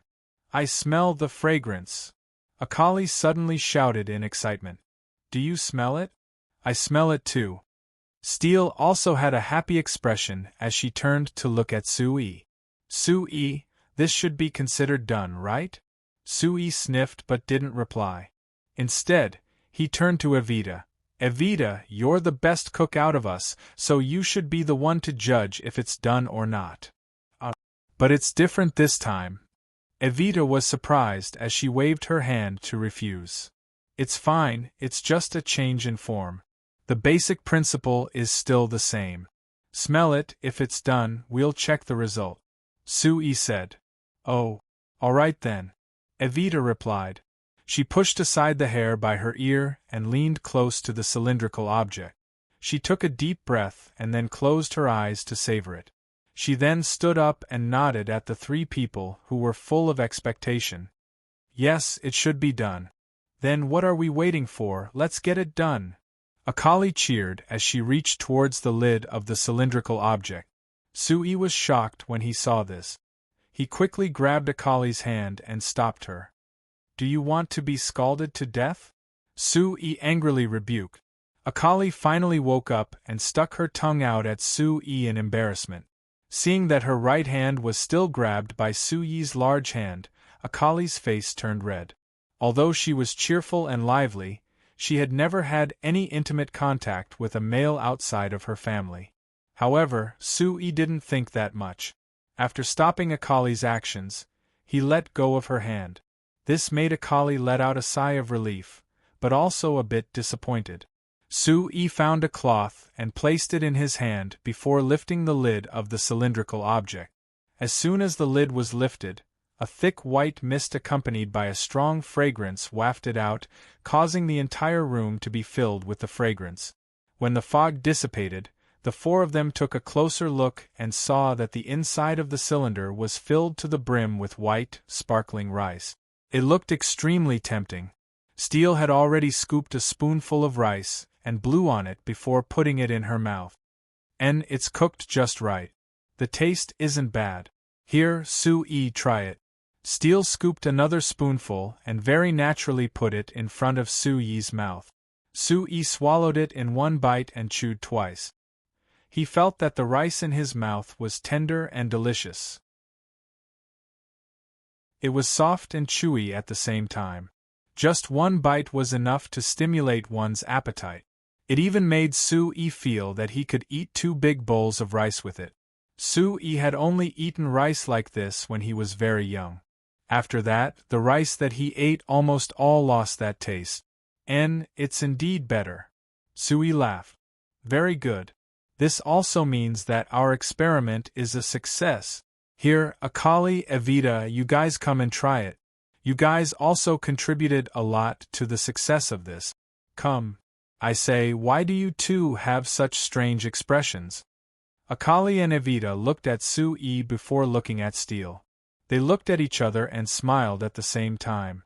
Then they found another spoon to take 2 bites before nodding in satisfaction. Great! Chairman, this. What is this? Akali was suddenly stuck. The magic rice cooker. Sui added. Oh, right, the magic rice cooker. Is this considered a complete success? It can't be considered a complete success, but there are still many things that can be improved. Sui looked at the black cylinder on the table and thought that although he had made this thing based on the rice cooker on Earth, if he really calculated it, it was still lacking quite a bit. At least the rice cookers on Earth were completely insulated, so he didn't need to worry about burning his hand when he opened it. But this was a small problem. He just needed to make a few small changes when it was put into production.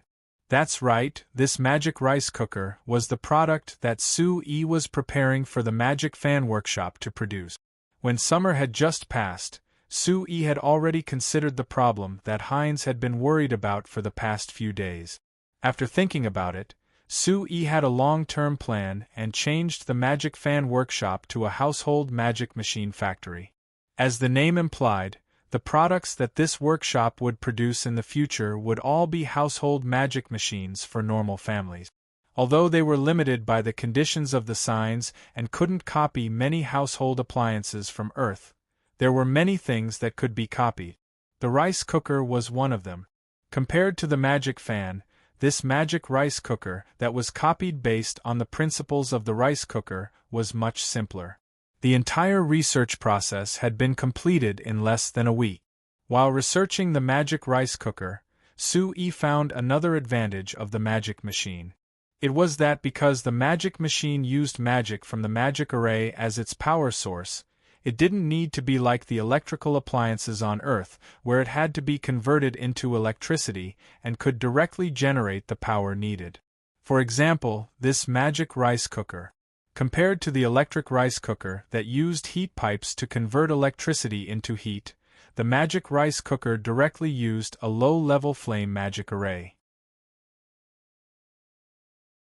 After pressing the switch, with the support of the magic crystal, this flame magic array would directly generate heat that could completely envelop the inside. Not only was the heat generated quickly, because of the characteristics of the magic array, the heat efficiency was very high. On Earth, there were many people who pursued the original taste of firewood. They felt that it tasted better than the electric rice cooker because the heat generated by firewood was higher and more direct, so it had a better effect than the heat generated by electricity. But this magic rice cooker didn't have this problem. Because of the careful research of Steel, Akali, and Evita, the heat generated by the flame magic array inside the magic rice cooker enveloped the insides, allowing the insides to be evenly heated. There was no flaw in the cooked rice at all. Sui ate a few more mouthfuls of rice and was very satisfied. If he gave this thing to Heinz, he wouldn't look at him with hidden bitterness every day like a woman. Sir Chairman, sit down and eat together. On the other side, Evita had already tidied up a table and brought out a few dishes that she had already prepared. Oh, all right. Sui sat down at the table with a smile. Seeing the 4 exquisite dishes and the meat soup that looked appetizing, he couldn't help saying with a smile, Evita, your culinary skills really aren't bad. Whoever marries you in the future really is blessed. Evita's hand that was scooping the rice froze and her face turned a bit red. Hey, uncle, you're harassing me. Steel tapped the table in front of Sui and said with a cold snort, Let me tell you, Evita was very popular in our school. There were many male students who were head over heels for her. If they knew that an uncle like you was harassing the goddess in their hearts, do you believe that those fellows would charge over to take care of you? Sui couldn't help laughing. It's that terrifying? All right, I'll just obediently eat and not speak nonsense. Evita brought the rice over with a red face and placed a bowl in front of Sui. Sir Chairman, don't mention Steele's nonsense. If we're talking about popularity, Steele is the most popular person in our Lampuri Royal Academy. I can't compare to her. That's right. If it wasn't for the fact that Steele's heart belonged to someone else, as long as she said a word, there would be a line of boys willing to chase her from here to the gates of Banta City. A collie on the side gave an emotional sigh before asking Steele, "Right, Steele, I always forgot to ask you, didn't you always like that Vincent? How is it now? Did you look for him again after you graduated? I feel that you should at least tell him that you like him, right? Vincent?" Su-Yi's heart skipped a beat. Could it be that this was the male student that Steele liked before, but after seeing his true face, she called him a pervert? "I did, but he was already engaged, so would I steal someone else's fiancé?" Steele gave a casual shrug, looking like she didn't care at all. Su-Yi seriously looked at Steele's expression and found that although she looked relaxed, under that relaxed expression, there was a trace of a shadow. It seemed like the hurt from this matter wouldn't fade in a short period of time. Engaged? Why didn't I hear about it? Who is he engaged to? That girl shouldn't be as beautiful as you, right? Steele, why don't you go and snatch him? I feel that with your Akali. Seeing that Akali was about to keep asking, Su-Yi suddenly spoke up and cut her off. What is it? Chairman? Akali was surprised before asking back. Also Evita, are you too interested in shooting an advertisement? Shooting an advertisement? Akali and Evita looked at each other, not understanding what Su-Yi meant at all. Chapter 49. Su-Yi, you don't need to help me out, I'm fine. Steele revealed a relaxed smile to Su-Yi beside her. The two of them had already finished their lunch at the Academy of Magic, and Steele was planning on returning to the Magic Tower. Su-Yi happened to be looking for great magician Carmilla as well, so they headed back to Carmilla's Magic Tower together. You're really fine? Su-Yi looked at Steele with a frown and a look of doubt. I saw that your face didn't look too good. That's just. Steele thought about it and waved her hand in a slightly irritated manner. This matter isn't very pleasant, I feel disgusted just thinking about it. As long as you don't still have feelings for that fellow, Su-Yi said with a shrug. Who would still have feelings for that kind of person? Steele angrily glared at Su-Yi. Do you think I'm an idiot? I liked him before because I didn't see his true face and was fooled by his appearance. Thinking about it now, I really feel that I was very childish back then. I actually liked someone because of their appearance. Alright, I was indeed an idiot back then. Su-Yi laughed. Being an idiot once isn't necessarily a bad thing. At least through this matter, you know that you can't judge a book by its cover. Compared to appearance, the heart is the most important. After all, it's rare to see someone as outstanding as me on the outside and on the inside. Steele revealed an expression of wanting to vomit. Can't you do something for me? I just finished my lunch, I don't want to vomit right now. Su-Yi gave a snort and revealed a look of disdain. You don't believe me even when I'm telling the truth, you really can't be taught. But forget it, an outstanding man like me is like the moon in the sky, it can't be hidden even if I want to. I don't need a person with broken eyes like you to discover me. You're the one whose eyes are broken. Steele glared at Su-Yi and suddenly burst into laughter. Once the laughter could no longer be held back, it was like water being released from a dam.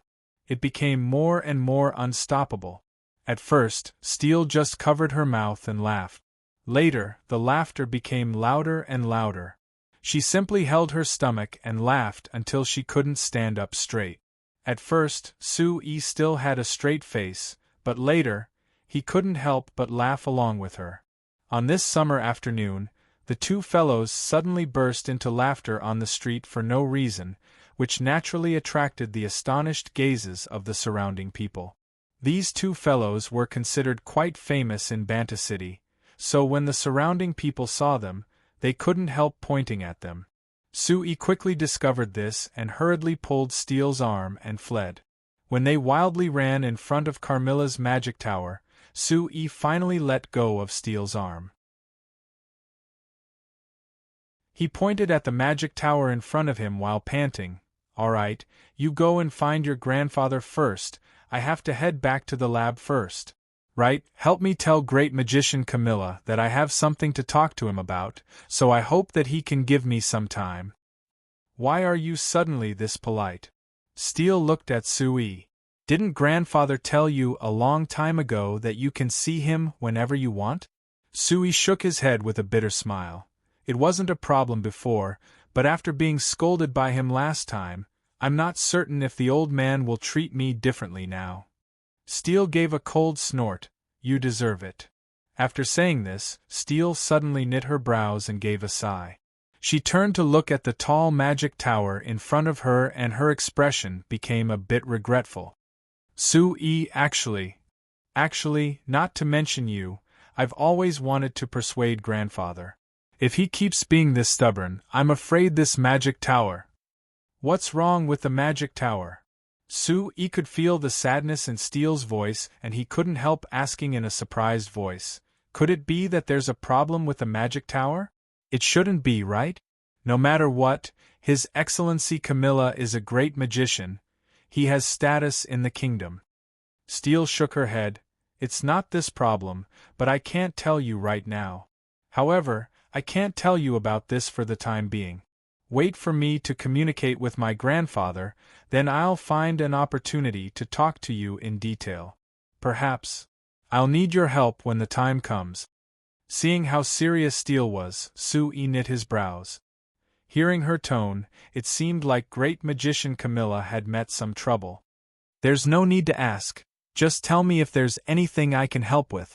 Steele, if it wasn't for you making an exception and recruiting me into this magic tower, I would have been forced to do other work to support myself, and I would have had no fate with magic, not to mention creating a company like this. Therefore, you played a decisive role in the fact that I can have these things now. Since it's like this, why are you being polite with me? Steele revealed a faint smile. Then do you know why I made an exception and recruited you? Why? Because you helped me close the door when you came in. Steele blinked, and after throwing down these words, she turned to leave. Just because of this? Sui rubbed his nose and shook his head with a bitter smile. When Sui walked into the lab, he immediately caused a stir. Since there were more and more business for the Frestek Chamber of Commerce, Sui took more and more days off. In the end, he would only appear once every few days and he would only stay for a short period of time each time before leaving. This made the colleagues in the lab forget that he was also a member of the lab. What was even stranger was that, if it was anyone else, they would have already been chased out of the magic tower by Great Magician Camilla. But for Sui, Great Magician Camilla didn't say anything. It was like he didn't know what Sui was doing at all. So as time passed, the colleagues in the lab knew that Sui's position in Great Magician Camilla's heart was different from the others. Adding in the fact that the new flyer released more and more products, the company became stronger and stronger. Sui's position in the hearts of the colleagues also rose. Now that Sui had appeared in the lab, naturally he wouldn't be ignored by everyone like in the beginning and wouldn't be treated with hostility like before. Rather, he was warmly welcomed by everyone. Hey, Sui, why are you suddenly free to come back today? Latte was the first to jump out, coming over to Sui with a smile. If you didn't come back, we would have forgotten that we still had a colleague like you. Latte, what nonsense are you saying? Even if we forgot about anyone, how could we forget about Sui? No matter what, we worked hard for that magic fan for a long time. Don't you think so, Sui? This colleague was naturally one of the 10 colleagues that helped Sui draw the magic fan array. That's right, there's no way to forget this. Another colleague came to Sui's side with a loud laugh. He patted Sui's shoulder and suddenly asked in a low voice, Hey, Sui, does your company still have this kind of work? If there is, why don't you introduce me to it? Hearing this question, the entire lab suddenly fell silent. Sui looked around and found that other than a few people, the rest of his colleagues were all looking at him with expectant gazes. Even the colleagues that weren't looking over were clearly listening to him. they definitely didn't seem like they didn't care at all. Sui was secretly surprised. These colleagues were very disdainful of drawing magic arrays before, so why were they suddenly so enthusiastic? The only explanation was that there was a change that he didn't know about. There is this kind of work, but with everyone's magic power, isn't it a bit of a waste of talent?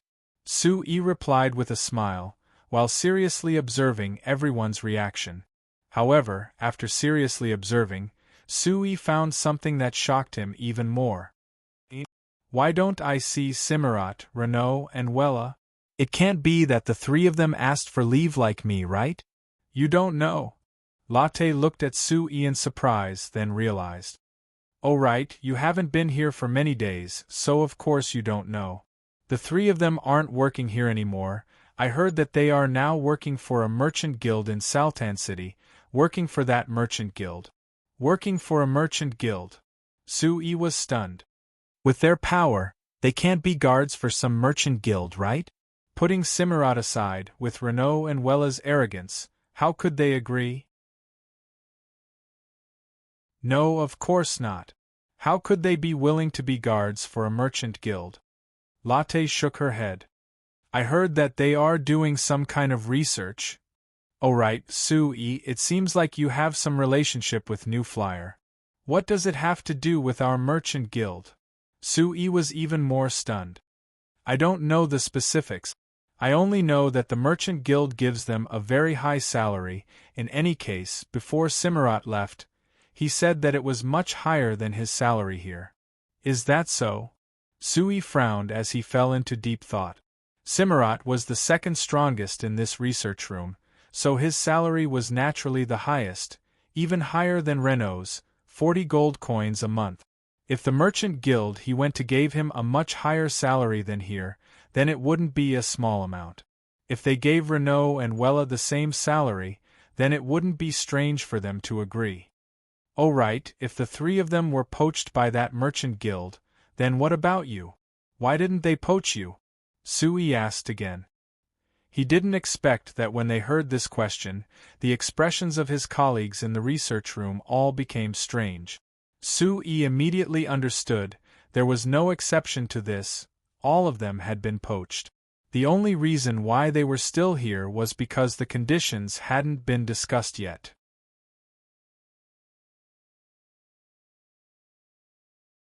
Chapter 50. An hour later, Sui saw Great Magician Camilla on the top floor of the Magic Tower.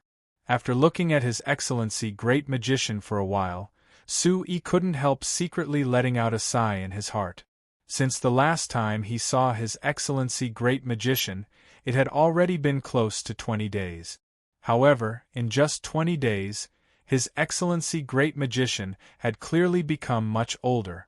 Other than his tired expression, the most conspicuous thing was that His Excellency Great Magician's dark brown hair had already turned quite a bit white. For a great mage, who had always been full of energy and vigor, to become like this, he must have encountered a great deal of pressure in the past few days. After seeing Sui, Great Magician Camilla seemed to have forgotten about the matter. Just like before, he nodded at Sui with a pleasant expression, indicating for him to sit down. Sui, what did you come to find me for this time? Although he looked tired, Great Magician Camilla's expression was still serious. I'll tell you first, if you're here to discuss business, you can leave now. Sui thought for a bit before saying with a smile, Your Excellency Great Magician, I'm afraid I'll have to disappoint you. I came this time to ask you some questions about magic, because I've met some problems that I can't solve for now. But now I've changed my mind. It just so happens that I want to talk to you about business cooperation. Great Magician Camilla knit his brows and angrily said, Then scram for me as soon as possible. You fellows, all of you only care about money. What qualifications do you have to be a magician? Sui maintained his faint smile and his expression didn't change. Your Excellency Great Magician, I think your words are a bit wrong. It's wrong to only care about money, but this isn't related to whether one has the qualifications to be a magician, right? Humph. A fellow who only knows how to make money and doesn't know how to study magic. Do you have the qualifications? Sui shook his head. Your Excellency, great magician, I have a question to ask you. Tell me, do you need money to study magic? Great magician Camilla's expression froze and his expression changed. First it was anger, then it was doubt, and finally it was a look of helplessness. Of course you need money to study magic, and not only do you need money, you also need a lot of money. Great magician Camilla gave a sigh, looking a bit dispirited. So, being a magician shouldn't be opposed to making money, rather it should be a good combination. Your Excellency, great magician, don't you think so? Great magician Camilla looked at Sui and said, great magician Camilla, laugh at me. Great magician Camilla, laugh at me. Magician Camilla was magician Camilla magician, great magician. Magician Camilla, magician. Magician, and said magician Magilla magi, magician Magilla magician too. Steele did tell me a bit and I also heard a bit from my colleagues. Sui paused before continuing. Your Excellency, great magician, I feel that you should change your mind and try combining magic and business. I hate merchants and I hate the smell of merchants tainting pure magic even more. Great magician Camilla coldly said. But you don't hate money, right? Sui asked. Great magician Camilla gave a cold snort, but he didn't refute him. Sui immediately seized the opportunity to say, that's right, money is just a tool. You only hate the people who use this tool to hurt you, you don't hate money itself. There is no good or evil in money itself. If you use it well, it is a very useful tool. If you don't use it well, it can also bring great destruction. Great magician Camilla, if you were given enough money, what do you think you would do with it? Nonsense, if I had enough gold coins, I would definitely invest them all into magic research. Great magician Camilla directly replied. But you don't have enough gold coins right now, right? Great magician Camilla's expression changed, and he couldn't say a word for a while. Seeing him like this, Sui slightly shook his head. He thought that perhaps great magician Camilla's problem was even more serious than he thought. When the lab found that Carmilla, Renaud, and Wella had left the magic tower, Sui wasn't that surprised. However, when he found that the hearts of his colleagues were wavering and they all had the intention of leaving the magic tower, Sui immediately felt that something was wrong. After continuously asking around, Sui finally received an answer that he didn't expect at all. So it turned out that great magician Camilla didn't have any money. Although great magician Camilla didn't have much money and the magicians working in the magic tower secretly complained, there was no problem in maintaining the normal operation of the magic tower. But recently, many magicians found that there was a problem with the normal operation of the magic tower. First, there was a shortage of magic materials needed for research, and then some of the magicians' reasonable requests were rejected. Finally, and most importantly, great magician Carmilla actually owed everyone their wages for the first time. Although they were only late for 2 days and had already been paid back, the delay this time made everyone vigilant. In the circle of magicians, there were many secrets that weren't secret. So everyone quickly found out that great magician Camilla had met a large problem. His funds were lacking compared to before, and he might not even be able to maintain the magic tower. After hearing this news, the magicians in the magic tower were all shocked and naturally began to look for a way out. Cimarat, Renaud, and Wella had already left and the colleagues in the lab couldn't sit still. When Sui, who was already considered a big boss in everyone's eyes, appeared, the colleagues all revealed a strange enthusiasm. After hearing this, Sui immediately went to find Steele, who had returned to the magic tower with him. After repeated questioning, he finally obtained the truth from Steele's mouth. So what the colleagues had heard was true. Great magician Camilla had indeed met a large problem with his funds. Normally speaking, if one didn't count the other income of a great magician, then a great magician would have two stable sources of income. One came from the Sorcerer's Guild. When a magician broke through the limit and reached the great magician level, they would have the qualifications to enjoy the special benefits of the Sorcerer's Guild.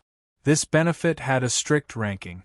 The most important method was the strength of the great magician, and the second was the number of years they had been a great magician. Great Magician Camilla was currently a 3-star great magician, and according to the rules, he would receive 200 gold coins from the Sorcerer's Guild each year. Other than that, since he had been a great magician for 23 years, he would also receive an additional 50 gold coins. Adding it all together, it was 250 gold coins. The other source of income came from the country the magicians were in.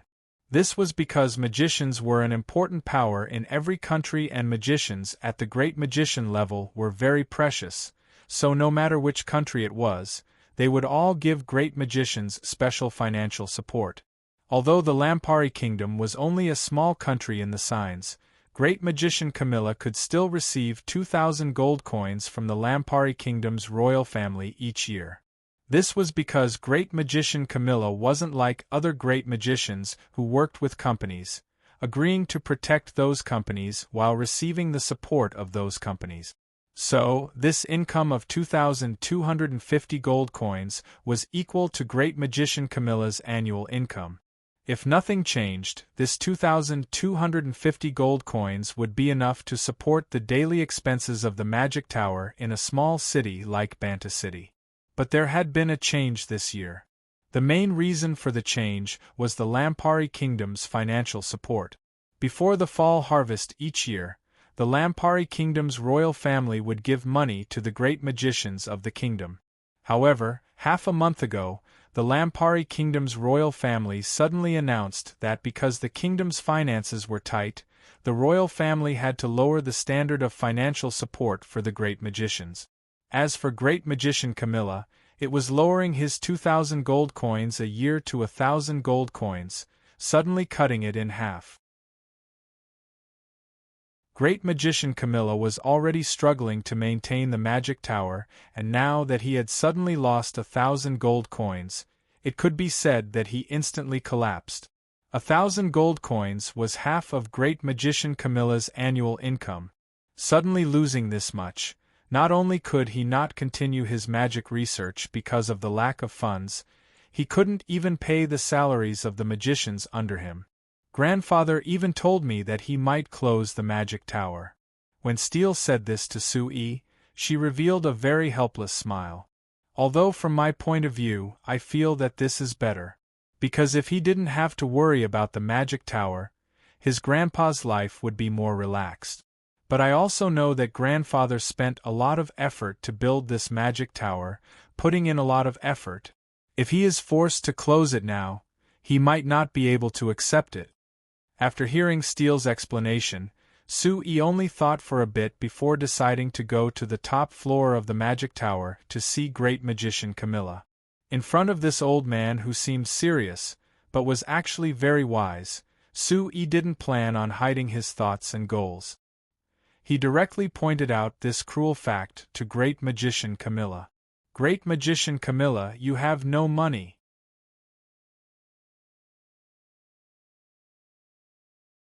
Chapter 51. That's right, I don't have enough gold coins right now and I can't even support the operation of this Magic Tower. Hearing Sue's cold words, Great Magician Camilla didn't look hurt at all. He just gave a soft sigh and happily admitted this fact. But Sue, I don't like magic being stained with money. This is my principle, so you don't need to worry about changing my mind. Sue slightly knit his brows. Your Excellency Great Magician, can I ask you something? Why do you feel that? When magic and money are combined, it will definitely be stained with money. In my opinion, this is a complete fallacy. Like I said earlier, money is innocent. As for how it is used, it all depends on the will of the person using it. You think that the combination of magic and money isn't good, but I think it's the opposite. If magic and money are properly combined, it will produce a very wonderful change. Beautiful? Great Magician Camilla gave a strong snort. Great Magician Camilla gave a heavy snort, turning a fellow with strong talent as a magician into a lowly merchant.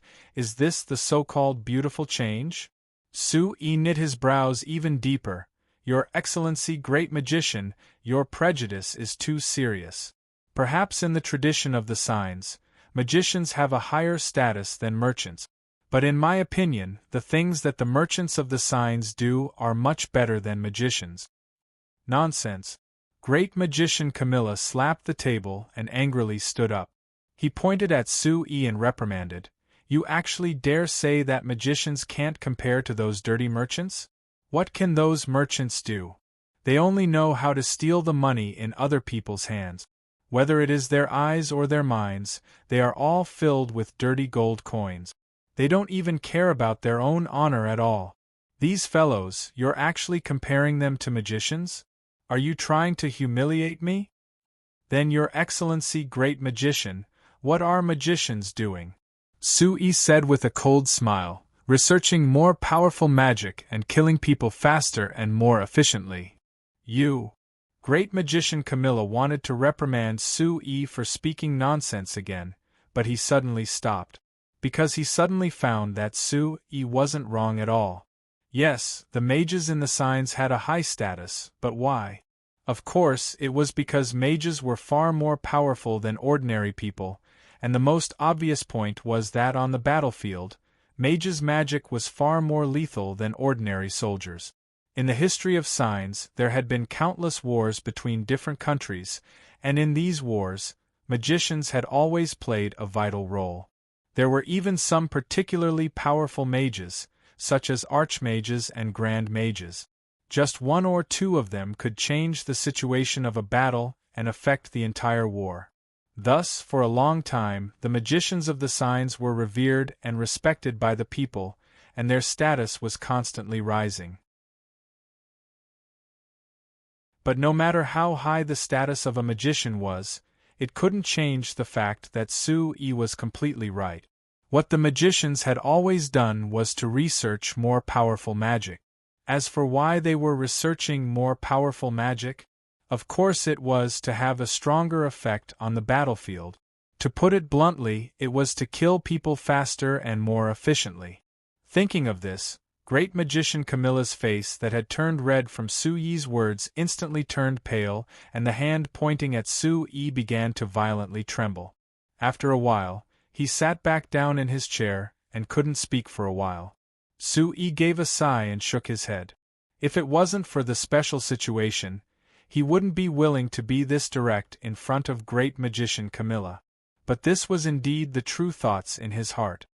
He could understand why mages had such a high status in the signs, but that didn't mean he agreed with this. To Sue-E, it was important to have powerful strength, because they could protect themselves and the things they cared about when necessary. But other than this, what was more important was their normal lives. Humans went from barbarism to civilization because they wanted to pursue a better life. Because of this, humans invented various tools, going from the ancient Stone Age to the highly developed civilization on Earth. With the development of human civilization, humans went from not having enough to eat in the beginning to not having to worry about food and clothing. They could even go into the sky, go into the sea, and even go into space. If they lost this, human civilization would lose the motivation to move forward, and they would be no different from wild beasts. Magic was very powerful, but Sue-E was more willing to use magic to increase the quality of life of people. So he combined the power of magic and used his mechanical knowledge to invent the magic fan, allowing the people of Banta City to enjoy a cool breeze on a hot summer day. Then he invented the magic harvester, greatly increasing the efficiency of harvesting wheat. It also allowed Viscount Leslie and the other nobles to have confidence in planting more wheat next year, indirectly increasing the grain yield of Banta City. After this, he wanted to invent even more magic machines, helping the people of this world obtain a better life through these magic machines. He even hoped that he could create a complete industrial system in the signs, letting the people of the signs live the same lives as normal people on Earth. Sui knew that it would be very hard to accomplish this dream, but he wouldn't shrink back. Because in the process of inventing these magic machines, not only did he find the joy of studying machines that he had lost 3 years ago, he also found the joy of changing the world. Now, the first thing he wanted to change was Great Magician Camilla's thoughts. Your Excellency Great Magician, forgive me for speaking bluntly, but although the merchants are like you said, their eyes and minds are filled with gold coins, it is because of this that they will think of ways to produce goods and sell them. It is also because of these benefits that the goods in the signs circulate and people don't always lack this and that. Perhaps there are many scum among them who sell their conscience to earn gold coins, but we can't deny the changes they bring, right? Great Magician Camilla was silent as his expression kept changing. After a while, he suddenly gave a long sigh and looked at Sui. Sui, I admit that your words are reasonable, but this isn't related to what you really want to say, right? Speak, what do you want to say? Sui seriously looked at Great Magician Camilla's expression and found that he had calmed down, so he couldn't help revealing a smile. Great Magician Camilla was a wise old man after all. He really wasn't that easy to knock down. Your Excellency Great Magician, let's return to the real problem. You don't have enough gold coins to support the consumption of the magic tower, so are you willing to cooperate with me? I can definitely provide you with enough gold coins. Hey, I won't hide it from you, my recent profits aren't bad. Sui said with a smile. Humph, wanting me to cooperate with you again. Great Magician Camilla gave a cold snort and waved his hand. There's no need to say anything else. I already said that this is my principle and it won't change. Your Excellency Great Magician, how about you let me finish? Sui continued. I think that the reason why you hate combining magic and business is because 1. Once you combine business, it will affect your magic research. 2. You feel that helping merchants earn money from normal people will make your heart uneasy.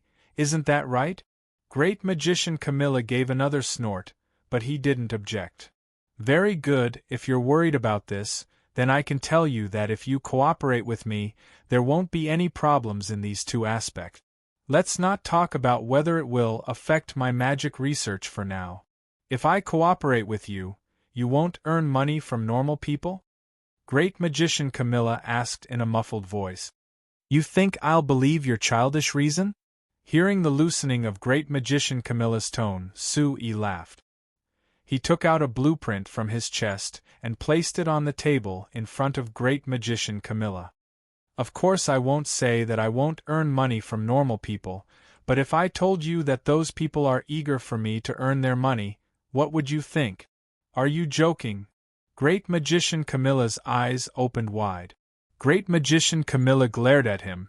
Who in this world is eager for others to earn their money? It's very simple, it's because they need something and other than me, no one can give it to them. These things are very important to them. Do you think that in this kind of situation, they would care about me earning a bit of money? Sui said with a smile. How could there be something like this? Great Magician Camilla glared at Sui, but he couldn't help looking at the blueprint. After looking it over, Great Magician Camilla said in a surprised voice, What is this thing? Why does it look so strange? What is it used for? Sui thought that since he started inventing magic machines, he didn't know how many times he had heard this question. This thing is the special thing I mentioned to you just now. With this thing, it will solve many problems that have troubled them for a long time. Even if they know that I rely on this to earn money, they will definitely be grateful to me. Without knowing it, Sui had already arrived beside Great Magician Camilla and leaned over to explain the blueprint. First, this thing is called the Magic Plowing Machine.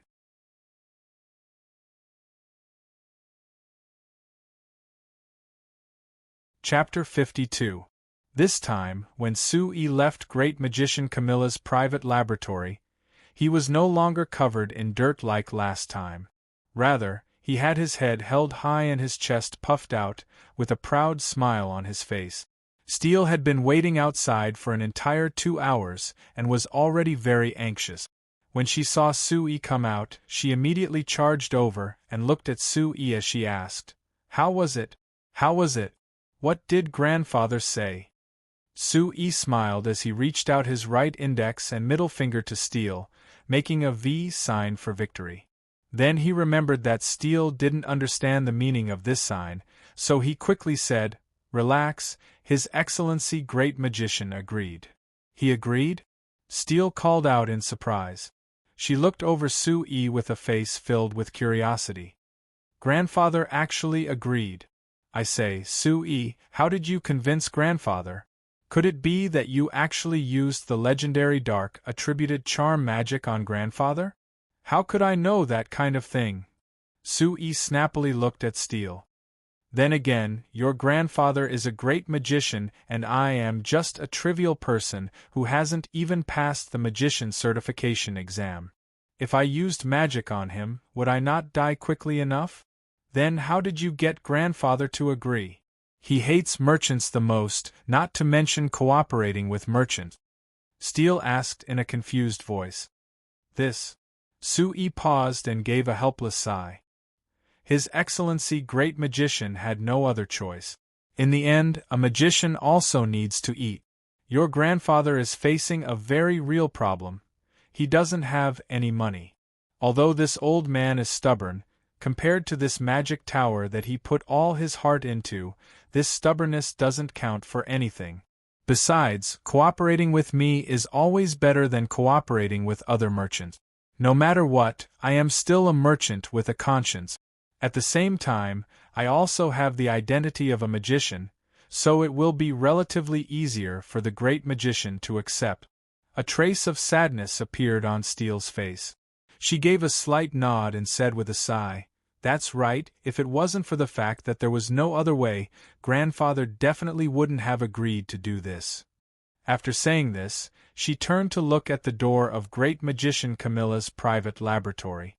"I'll go check on him." Seeing Steele open the door and walk in, Sue thought for a moment and turned to leave the magic tower. After talking to Great Magician Camilla for an entire 2 hours, Sue had gained quite a bit. The most important harvest was naturally the cooperation he had with Great Magician Camilla. Since they were researching magic machines, magic naturally played an important role in this. Before this, most of the magic machines Sue researched could be considered light machines. The magic arrays they used weren't high-level magic arrays, so he could complete them with his current strength. But when Sue was preparing to develop the magic plowing machine, he met a problem that he had already expected. It was that his magic power wasn't enough. Because the magic plowing machine needed to pluck large amounts of soil, it required power that surpassed the magic machines Sue had developed before. After Sue calculated it, he determined that if this magic plowing machine used a wind-attributed array, it would require at least a 6th-grade wind-attributed array. Although Sue's magic power had been increasing by leaps and bounds, it had only been a short time. Right now he was only between a 3rd and 4th-grade magician, so he could only grasp a few 4th-grade spells and magic arrays. He couldn't do anything with a 6th-grade magic array. Even if Steele, Evita, and Akali were stronger than Sue, they couldn't complete a 6th-grade magic array. So Sue was helpless, so he braced himself to come find Great Magician Camilla for help. Speaking of this, Sue should thank the Lampari Kingdom's royal family. If it wasn't for them suddenly cutting Great Magician Camilla's budget, causing His Excellency Great Magician to suffer an economic crisis, Sue would have been kicked out by him.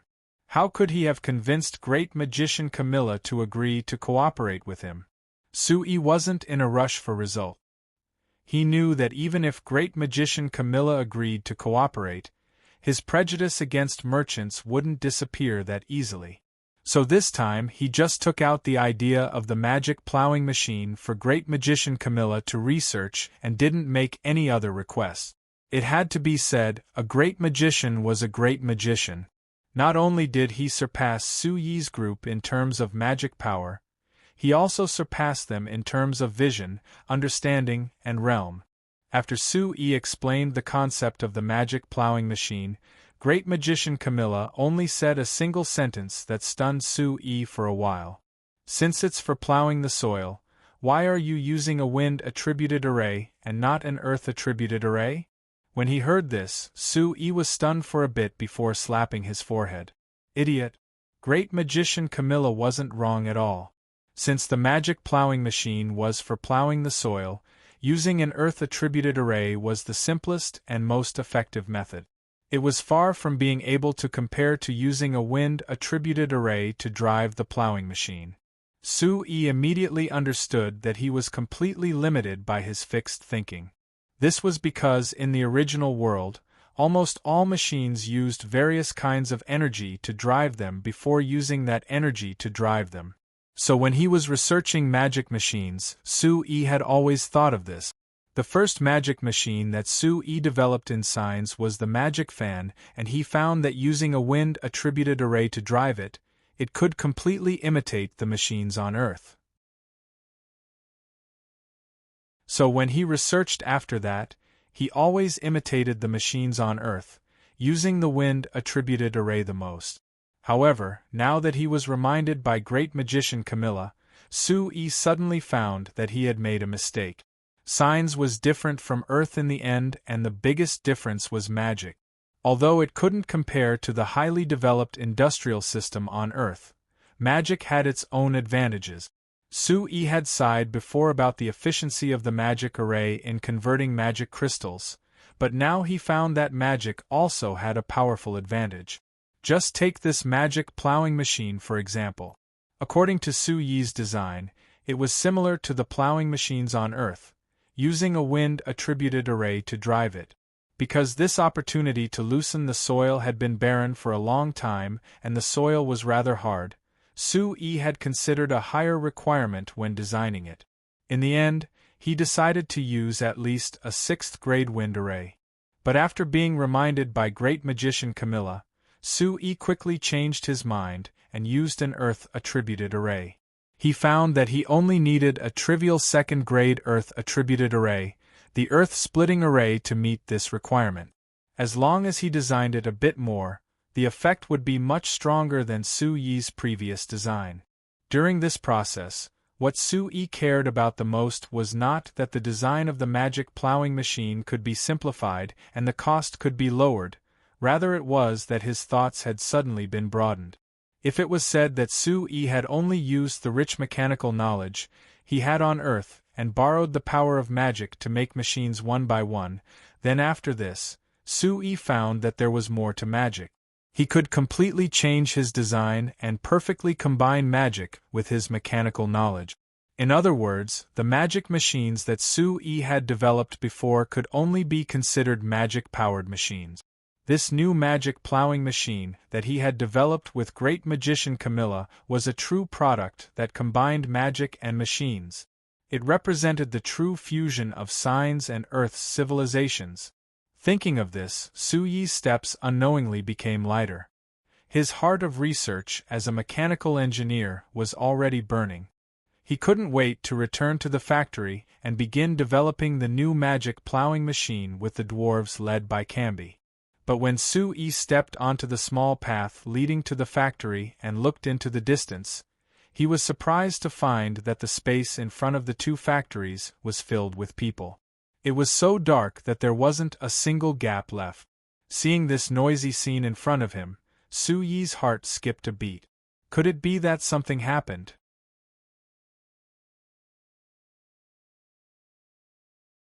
Chapter 53. The worry in Su Yi's heart only lasted for a few seconds before he came back to his senses. Oh, I remember now. Today is the day we start recruiting workers. Many days ago, Su Yi had already told Heinz that in order to increase production and increase production capacity, they needed to recruit more workers. But whether it was the 2nd-generation magic fan, the production magic machines, or the small magic harvester, there were many orders.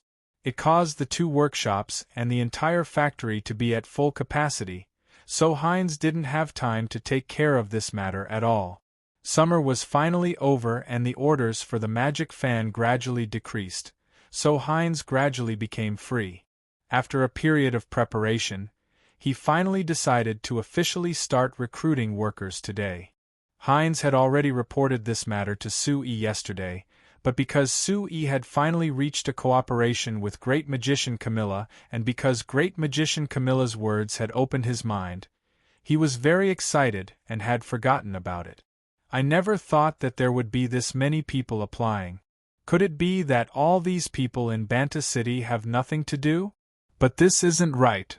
Sue-Yi looked up at the sky and found that the sun was already leaning to the west. It's already afternoon. Why are there still so many people here?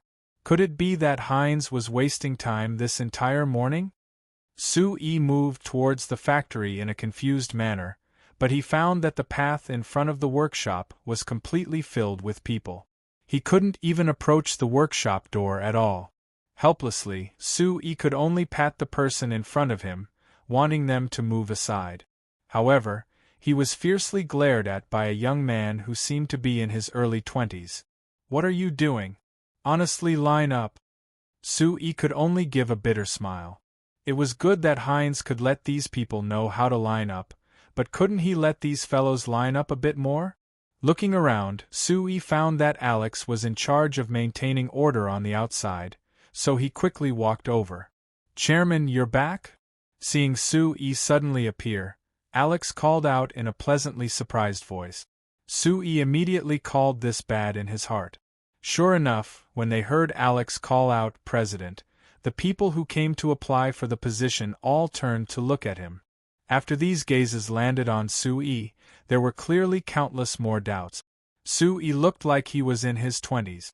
How could he be the president of New Flyer? While these people were still suspicious, Sue-Yi grabbed Alex's arm and squeezed into the crowd. These people all recognized Sue-Yi, and seeing him lead the way, although they were doubtful, they still opened a path for him. This allowed Sue-Yi to smoothly enter the household magic machine workshop. The situation in the workshop was better than outside, but it was still crowded with people. Other than the workers in the driver's room, there were 20 unfamiliar faces. They were currently working on the magic fan assembly line, and it seemed like they were in the middle of a test. When Sue-Yi and Alex came in, Heinz, who was supervising the test, saw them from the corner of his eye. He came forward in a daze and asked in a low voice, "Why are you back?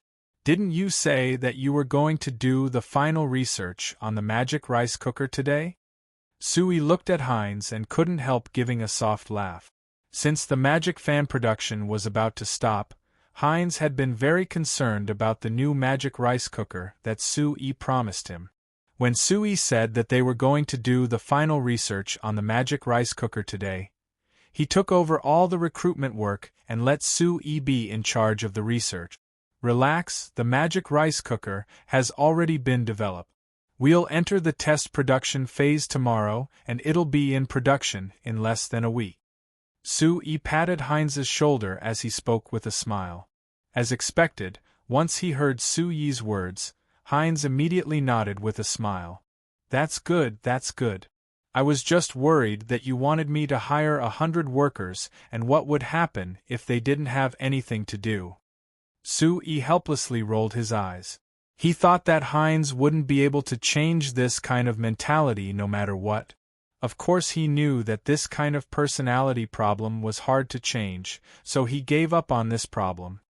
He pointed at the unfamiliar faces working on the assembly line and asked, "Heinz, it can't be that you're letting these fellows work on it before deciding whether to hire them or not, right?" Heinz looked at Sue-Yi with a confused gaze. Could it be that I shouldn't? If I don't let them try, how do I know if they can do it or not? If they can't, I'll have to fire them, so wouldn't that be a waste of time? It can't be, right? This is the simplest work. As long as they aren't idiots, how could they not learn it? Sue-Yi was instantly stunned. Look at the 100 slaves Viscount Leslie lent us. They all learn very quickly. Could it be that these fellows can't compare to the slaves? Hines knit his brows as he looked at Sue with a confused look. I say, Sue, I feel that you seem to look down on the slaves?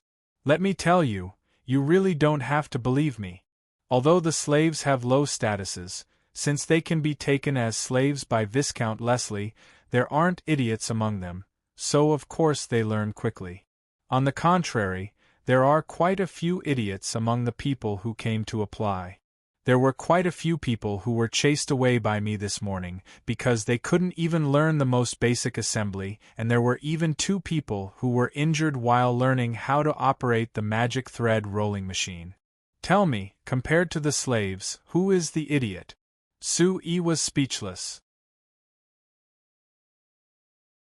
He turned to look at the incomparably simple production magic machines in the workshop and the assembly line that was even more simple.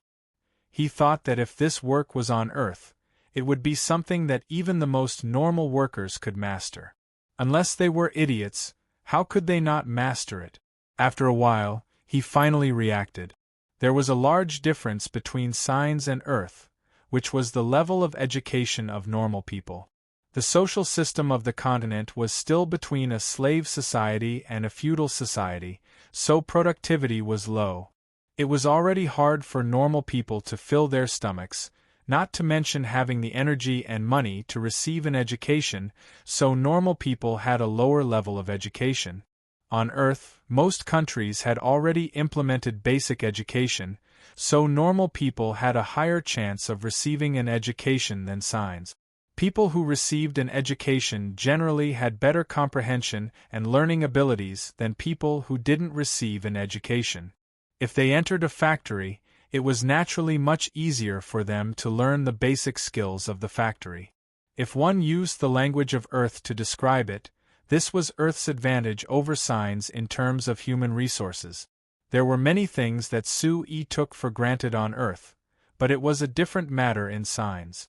Thinking of the shock he received from great magician Camilla, Sue seemed to understand something. He gave a slight nod and seriously said, You're right. In short, I'm giving this job to you, so we'll do as you say. But Hines, it's best if you hurry up, there are still many people waiting outside. Then again, we only need to recruit 100 people for now, so it shouldn't be that hard to gather, right? It isn't hard. Hines's expression suddenly became a bit unnatural. After pausing for a bit, he suddenly lowered his voice and said to Sue, Sue, I'll tell you the truth, don't be angry. When they heard that our factory was recruiting, there were many people who wanted me to introduce them to them. I've known those people for a long time, so it wasn't good for me to reject them. Sue revealed a faint smile and patted Hines's shoulder again as he said, I forgot to tell you, there are a total of 100 people being recruited this time. 10 of them will be decided by you, I won't care. Of course, you have to guarantee that the people recruited can do their work normally and can't affect the progress of the entire factory, understood? Hines's eyes instantly lit up and he nodded. I understand. Sir Chairman, you really are too good. Sue calmly accepted Hines's clearly not very good flattery. He thought that Hines was indeed very stingy. If it was a company on Earth, with a large shareholder like Hines, not to mention a trivial 10% of the jobs, he would have swallowed all the jobs. Sue didn't mind Hines's request at all. Things like relationships, whether it was in Signs or on Earth, were very important.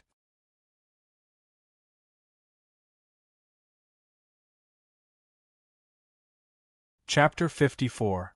After watching the recruitment process from the side for a bit, Sue silently left and went to the magic machine workshop. Since the magic plowing machine needed a new design, of course he had to discuss it with the dwarves in charge of forging. Unlike the household magic machine workshop led by Hines that was close to stopping, the dwarves led by Camby were incomparably busy during this time. After seeing the powerful harvesting effects of the small magic harvester, all the nobles in Banta City that needed to farm had sent orders to the new flyer. Although the first 17 orders had been completed, there were now 31 that the dwarves needed to work on. Even if the dwarves' production efficiency was gradually increasing, if they wanted to complete these orders, they had to work harder. In the past half a month, with Camby as the leader, all the dwarves in the magic machine workshop had been working overtime until late at night. Therefore Sue proposed to give the dwarves extra overtime pay, but it was firmly rejected by Camby. This was because to the dwarves, completing these orders was their job. Even if the time limit was a bit short, forcing them to work overtime work was work. If they couldn't finish the orders in time, it meant that they weren't capable enough. Therefore they needed the company to pay extra overtime, which was clearly an insult to them. Sue couldn't understand the dwarf's logic, but Camby was glaring at him, so he couldn't insist on his opinion. He could only give up this suggestion and help them order the Sachi Manor's wine as compensation. This suggestion was greatly welcomed by the dwarves, but under Camby's supervision, the dwarves had no choice but to strictly control their desire to taste the wine. They would only drink to their heart's content after completing the orders. Thinking of the disappointed looks the dwarves had when they heard Camby's decision, Sue couldn't help finding it funny. It had to be said, these dwarves were just too honest. If all the dwarves had this kind of personality, it wasn't strange that they were defeated in the race war with the humans several thousand years ago. Of course, as the chairman of the company, Sue had to consider another problem. Now it wasn't just the household magic machine workshop led by Heinz that needed to recruit workers, the magic machine workshop also needed to recruit some workers. According to the current situation of the magic machine workshop, the new recruits could only be dwarves for now.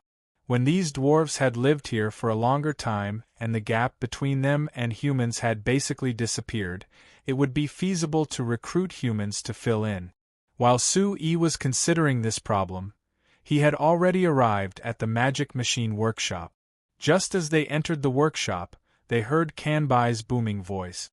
"Hey, take a look, this is the new magic harvester we've made during this time. Let me tell you, this thing is simply too useful. I've seen it with my own eyes. An entire acre of wheat can be harvested in less than an hour with this thing. Do you think it's fast?" Sue was confused. Camby's words were completely right, but which dwarf in the workshop hadn't participated in the forging of the small magic harvester? Who was he trying to explain to? Looking up, Sue saw that beside Camby's short and sturdy body in the middle of the workshop, there was a middle-aged man who was fat and could be described as round. "Chairman Farsak? When did you come?" Sue took a look and said in a surprised voice. Hearing Sue's voice, the dwarves and Chairman Farsak all turned over. As soon as he saw Sue, Chairman Farsak's round face revealed an exaggerated smile as he came forward with his arms wide open. "Ha ha, Chairman Sue, I was prepared to go to Banta City to look for you, but I never thought that you would actually come back. This really is great." Sue hugged him and immediately let go. He looked over Chairman Farsak and found that he was a bit thinner compared to last time. He said in a confused voice, "Chairman Farsak, since you were coming, why didn't you inform me ahead of time?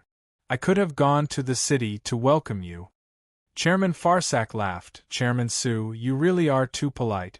With our current relationship, how could there be a need for such formalities?" Sue revealed a faint smile, thinking that this Chairman Farsak really knew how to get close. Their current relationship? Strictly speaking, it was just a cooperative relationship. Sue sold him 5 machine tools last time and sent several skilled workers to Sultan City to help the Farsak Chamber of Commerce build a complete second-generation variable-speed magic fan production line.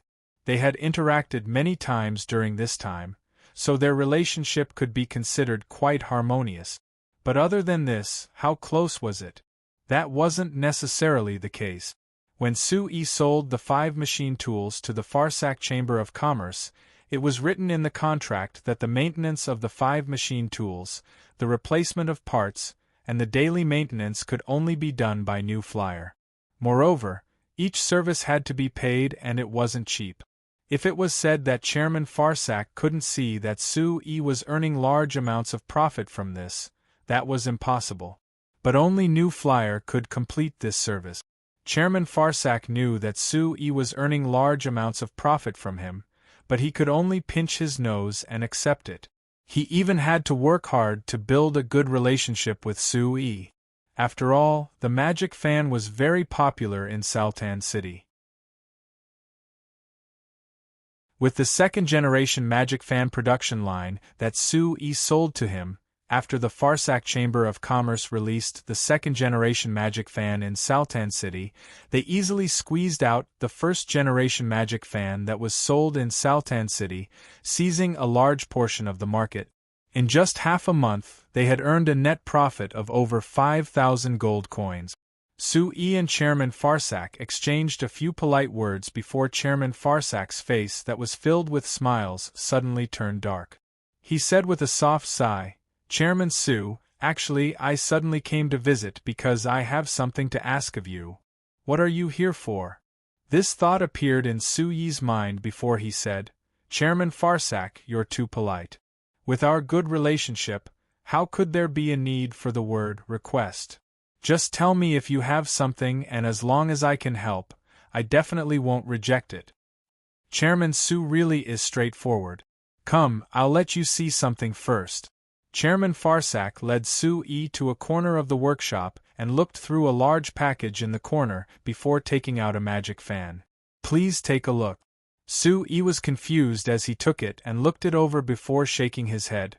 "Isn't this just a second-generation magic fan?" "Chairman Farsack, what do you want me to see?" Chairman Farsack pointed at the symbol at the base of the magic fan. "Pay attention to this." Sue-E looked at it and found that there was a symbol on the magic fan. Only this symbol was a lion with a golden glow, so it was clear that it wasn't the Fresteck brand. "Chairman Farsack, if I didn't remember wrong, your Farsack Chamber of Commerce's symbol should be an eagle, right?" Chairman Farsack gave a slight nod. "That's right, so the symbol on the magic fan we made last time was also an eagle." Sue-E instantly understood.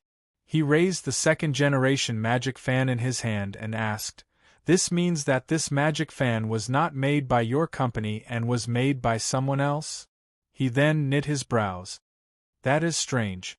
In Sultan City, other than your Farsack Chamber of Commerce, are there any other companies that can make second-generation magic fans?" "Yes. This lion symbol represents our Sultan City's #1 company, the Leo Chamber of Commerce." Chairman Farsack replied in a deep voice. Sue-E fell into thought. There didn't seem to be any problems with this magic fan, it was just a normal second-generation variable-speed magic fan.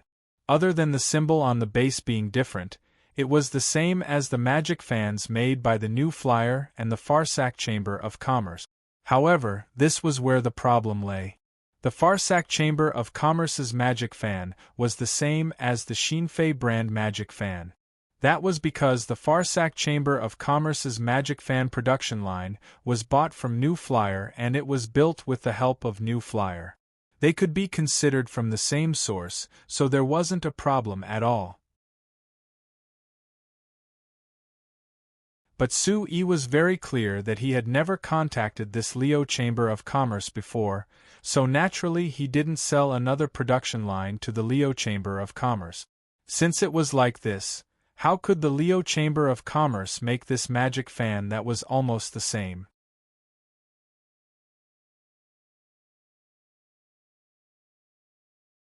Chapter 55. I've investigated it. The Leo Chamber of Commerce's magic fan factory also has 5 production magic machines. Seeing that Sue-E was still deep in thought, Chairman Farsack suddenly added in a meaningful voice. Sue-E looked at him and calmly said, "Chairman Farsack, please speak if you have something to say."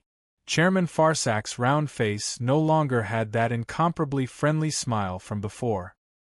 His small eyes looked at Sue-E and shot out 2 bright glows. "Chairman Sue, although the contract I signed with your company didn't clearly state this, shouldn't you inform me before your company sells production magic machines to other companies in Sultan City? Sui slightly knit his brows. He thought that our new flyer was selling production magic machines. Could it be that we need your approval to sell to anyone? Of course, Sui was very clear that this was a very normal business practice on Earth, but in signs, it couldn't be so simple. After considering it, Sui gestured to Chairman Farsak with his hand, telling him to calm down. Then he reached out to touch the base of the magic fan. After a while, Sui revealed a knowing smile that he had already expected. Chairman Farsak, first I have to seriously remind you that the production magic machines are magic machines that our new flyer independently developed. As long as someone can afford it, we have a reason to sell it to anyone. Seeing that Chairman Farsak's face immediately sunk, Sui continued with a smile.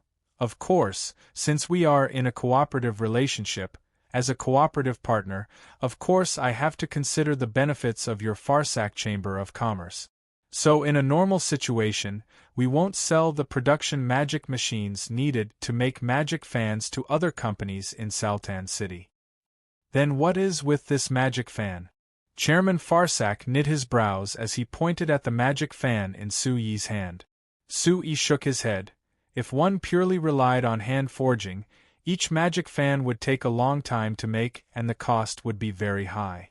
But the price of the Leo Chamber of Commerce's magic fan is actually 10 silver coins lower than our Farsak Chamber of Commerce's magic fan. If it wasn't for the large amount of production magic machines, I'm certain that the Leo Chamber of Commerce would have suffered a loss. Of course, I don't believe those guys from the Leo Chamber of Commerce would be so stupid. President Farsak, I think you've overlooked something, Sui said with a smile. Since the magic fan can be copied, the production magic machine can also be copied. Imitation magic machines? Chairman Farsak's little eyes suddenly popped out. This is impossible. Those 5 magic machines are so complicated, how could they be casually copied? Sui shrugged. Although I don't want to admit it, if I'm not wrong, this is the truth. The 5 production magic machines of the Leo Chamber of Commerce you mentioned should have been copied by them. But are production magic machines that easy to copy? Chairman Farsak looked at Sui as if he didn't believe him. Of course it's not easy, but it isn't completely impossible.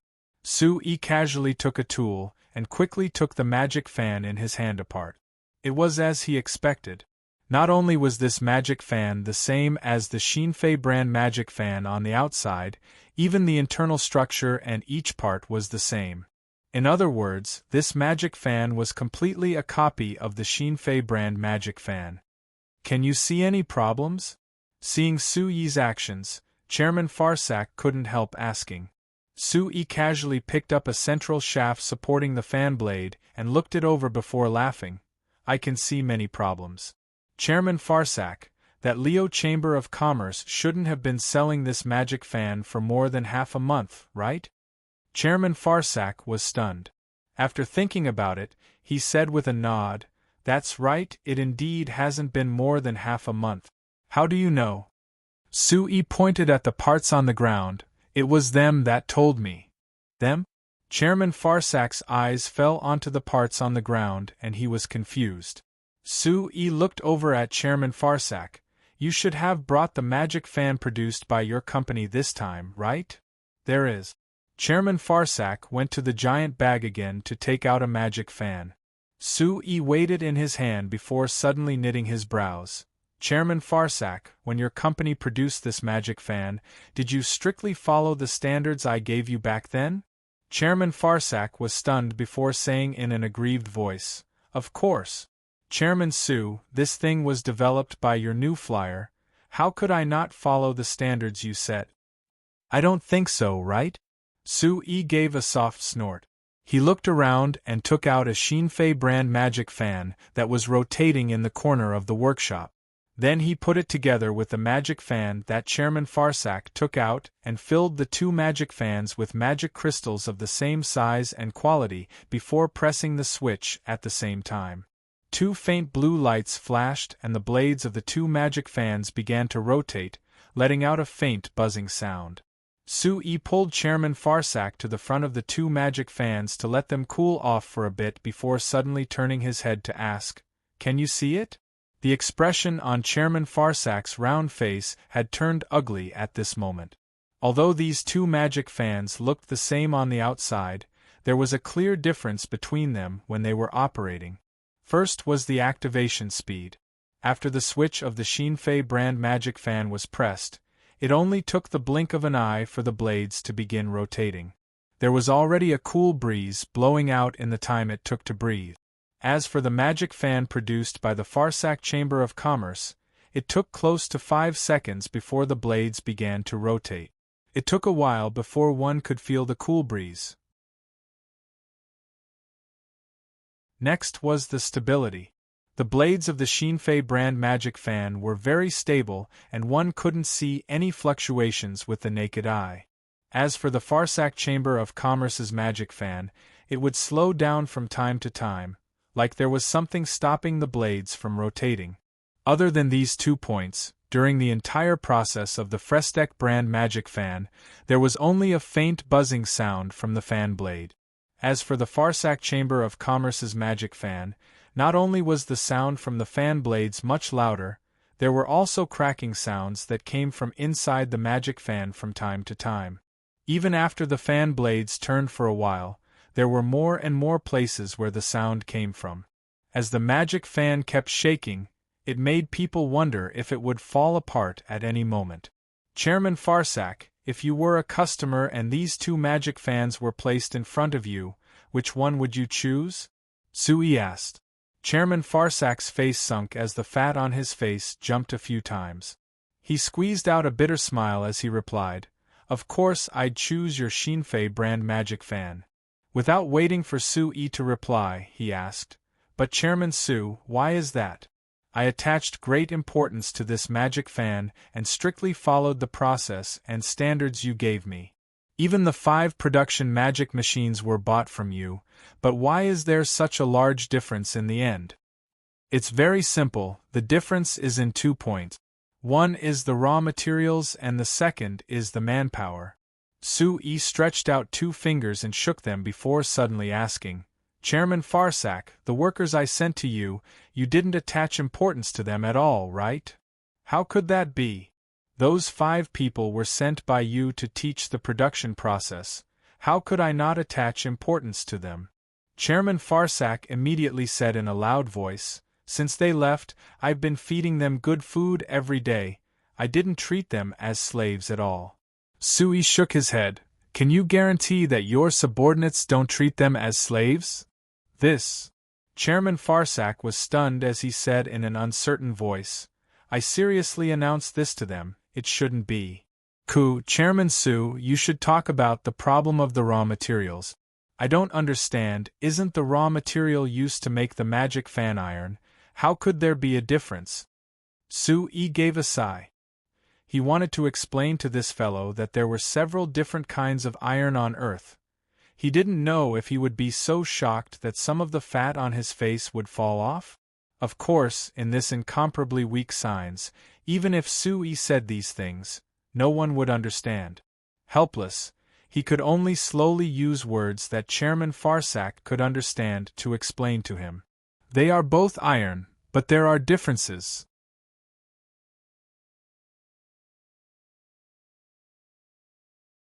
Chapter 56.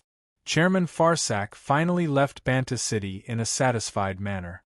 The reason why he could leave without worry was naturally not only because Sui had solved the problem of the magic fan for him, but also because he had promised to send several skilled workers to help him improve the quality of the Farsak Chamber of Commerce's magic fans. For a qualified merchant like President Farsak, the only thing that could satisfy him was, of course, sufficient benefits. To achieve these benefits, Sui represented New Flyer in signing another contract with the Farsak Chamber of Commerce. This contract was even more detailed than the previous one. According to this contract, the Frestek Chamber of Commerce would provide more complete technical support to the Farsak Chamber of Commerce. At the same time, once the Frestek Chamber of Commerce had a new magic machine, the Farsak Chamber of Commerce would have the priority to cooperate with them.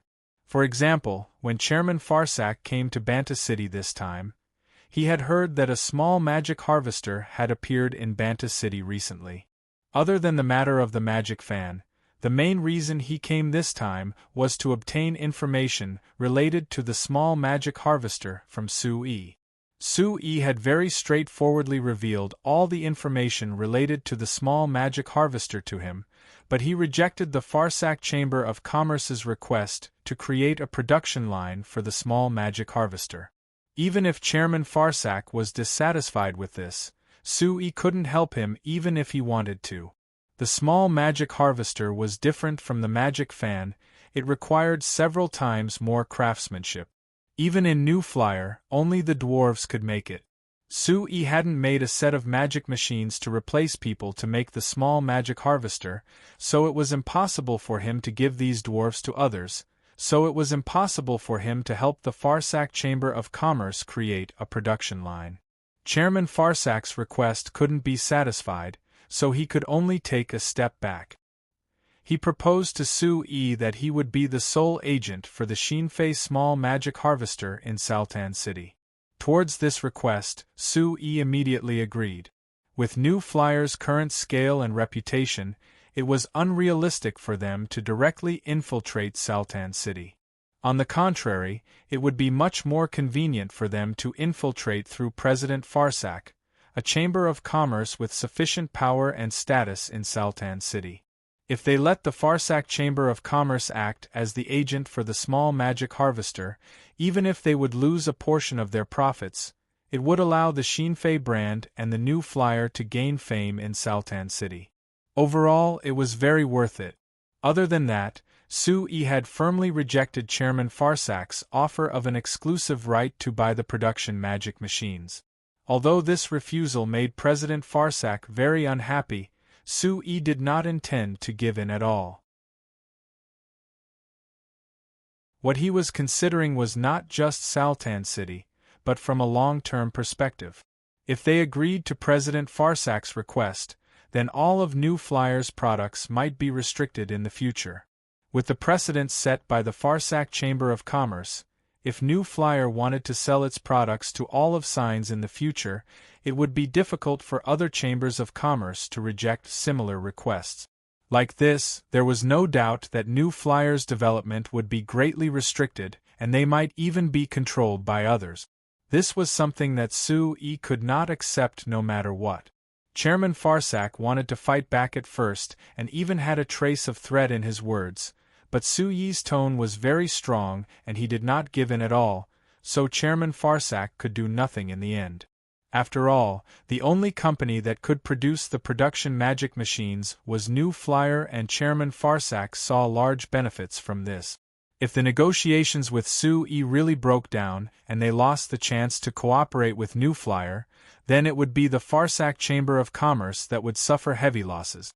So after 2 days of wrangling and negotiating, they finally reached an agreement. Even if Chairman Farsak had many requests that he didn't agree to through this negotiation, he could tell that the Farsak Chamber of Commerce could obtain large profits from this, so he was naturally satisfied when he left. Compared to the satisfied Chairman Farsak, Su-Yi's heart wasn't as relaxed and happy. After sending Chairman Farsak off, Su-Yi returned to his office. He looked at the magic fan that kept turning on his desk and fell into deep thought. The magic fan that was currently turning wasn't the Shinfei brand or the Farsak brand. It was the magic fan that Farsak had specially brought over from the Leo Chamber of Commerce. It had to be said, the quality of this magic fan wasn't high.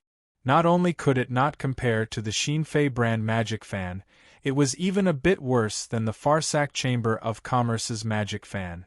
When he was negotiating with Chairman Farsak over the past 2 days, Su-Yi had kept it on his desk the entire time. Now that it had only been 2 days, this magic fan was already showing signs of loosening. When the fan blades were quickly turning, the entire magic fan kept shaking. It also made waves of cracking sounds, like it would fall apart at any moment. The reason why Sue was able to convince Chairman Farsak was because the performance of this magic fan had played an important role. Seeing the Leo Chamber of Commerce's magic fan being this bad, the worry in Chairman Farsak's heart disappeared like smoke. It was different from Chairman Farsak, who was filled with schadenfreude. When Sue saw this magic fan, his heart was filled with pleasant surprise instead of worry. Although the quality of this magic fan was very bad, even calling it a counterfeit was a bit of an exaggeration. This magic fan represented a fact. It was that other than Sue and the new flyer, there were other people and companies on the signs that were looking at magic machines. Sue had always been worried that the industrial base of the signs was too weak. Because of the high status of magicians, most people didn't care about the magic machine industry. As a mechanical engineer, it was very hard for Sue to accept a world with a weak industrial base. So he hoped that he could create a complete industrial system on the Signs continent. But creating an industrial system was an incomparably large project. If it was just him alone, it was impossible for him to complete it. Only when more people joined in and worked together could he have a chance of completing this dream. Now that the Leo Chamber of Commerce had appeared, it meant that the people of the signs were finally beginning to recognize the importance of the magic machine industry. Although the Leo Chamber of Commerce's goal in producing this magic fan was to earn money, as long as they participated, it meant that they had this awareness and there was hope. Of course, this wasn't something that was too surprising. New Flyer had earned a large profit of over 10,000 gold coins in just 2 short months with the magic fan. This kind of profit would naturally attract the attention of others, so it wasn't strange at all for them to follow the trend and enter the field of magic machine research. Sue wasn't worried that the Leo Chamber of Commerce would pose a threat to him because he could see from this magic fan that the Leo Chamber of Commerce's magic machine research was only at the most basic stage. Even if they could make a counterfeit production magic machine that surprised Sue a bit, based on the rough craftsmanship of this magic fan, he could tell that there was a large difference between the counterfeit production magic machines. They couldn't compare to the production magic machines made by New Flyer at all.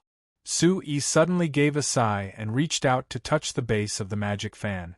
Based on the style of the magic array, it's very likely that it came from Wella. I heard from Latte a few days ago that she, Rem, and Simurat went to a company in Saltan City, so it should be the Leo Chamber of Commerce. Sue turned to look to the northeast. Saltan City was in that direction. If it's to research magic machines, it's clear that our New Flyer is better. The reason why Wella chose the Leo Merchant Guild was probably because Rem wasn't willing to submit to me. As for Simurat, Sue gave a cold laugh. He looked at the magic fan on the desk with a trace of ridicule in his eyes. Choosing this kind of company that's eager for quick success, you deserve to be unlucky. Ka! The magic fan on the desk suddenly trembled and the protective net around the fan fell off with the trembling of the magic fan. It slammed onto the desk and made a crisp sound.